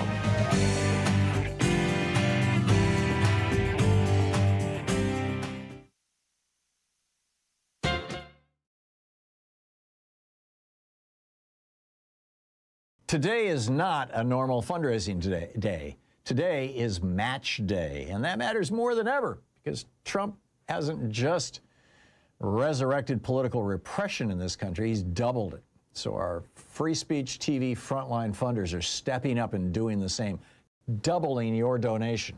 Let me say that again. In the face of rising authoritarianism, our supporters are matching your new or upgraded monthly donation dollar for dollar for 3 months up to $3,000. You start a $10 monthly donation, a frontline funder instantly makes it $20 for the next 3 months. You bump your $5 a month to $10 a month, it becomes $20. You take that step today, your impact doubles today. So go to freespeech.org/donate or call 877-378-8669. Again, freespeech.org/donate or 877-378-8669. And because this is match day, your gifts go even farther, including the premiums. $20 one-time gift, mystery sticker. $60 or $5 a month, support remote area medical. You can send a portion of your donation straight to provide free dental, vision, and medical care to underserved communities. $144 gift or $12 a month, my new book, The Last American President, signed by me. The only way you can get a signed copy. And on match day, even that $12 a month gets doubled. $240, there's the virtual meet and greet. Let's connect online for a conversation. And with a $1,000 gift, the in-person meet and greet. Stand with us in the fight for democratic media in war-ravaged Portland, and I'll buy you lunch. But the most important thing isn't the premium, it's the match. Because in a moment where Trump is bragging about using state power to punish critics, where he's escalating culture wars, where political retaliation is becoming the norm, independent media is not a luxury. It's a survival tool. And when free speech TV is people-powered, match-powered, democracy-powered, it becomes one of the last spaces in this country that cannot be bullied, bought, or silenced. So don't wait. Match day is the multiplier moment. freespeech.org/donate or 877-378-8669. 80 years ago, over 120,000 Japanese individuals were stripped of their rights and forced into barbed wire camps because of the way they looked and the language they spoke. My great-grandfather, my Gigi, was one of them. He was taken from his home on Maui and imprisoned, not for anything that he had done, but for who he was. We said then, never again. Yet here we are today. Now the very sites where Japanese American families were incarcerated have been reopened. Fort Bliss, a World War II internment camp, is now the nation's largest immigrant detention center.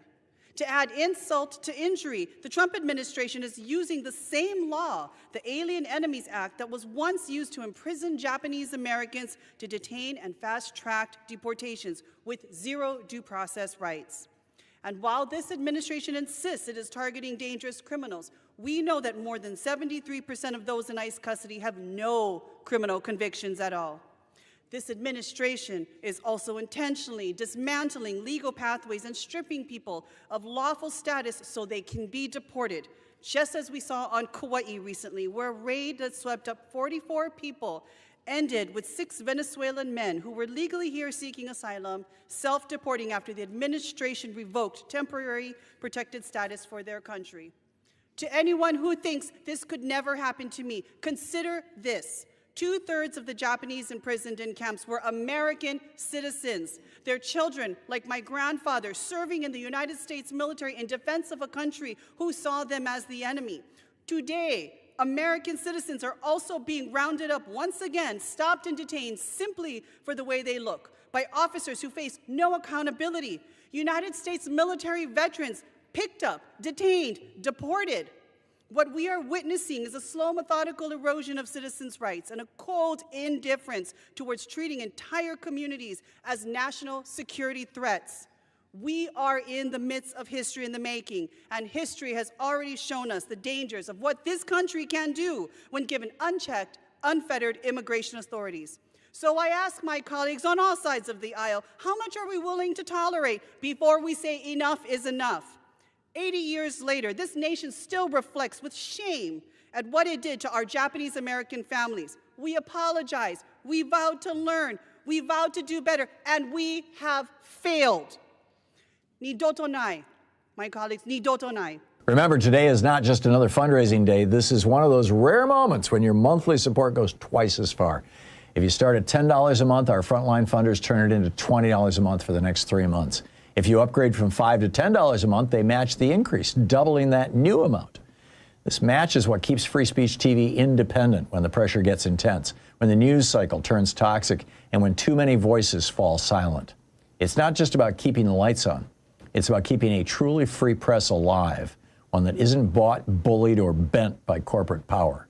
If you believe independent media matters, not someday, not when things calm down, but now, this is the moment to act.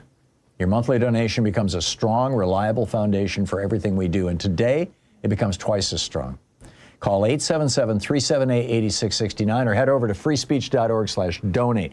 Whatever level works for you, your impact is doubled. So let's meet this match together.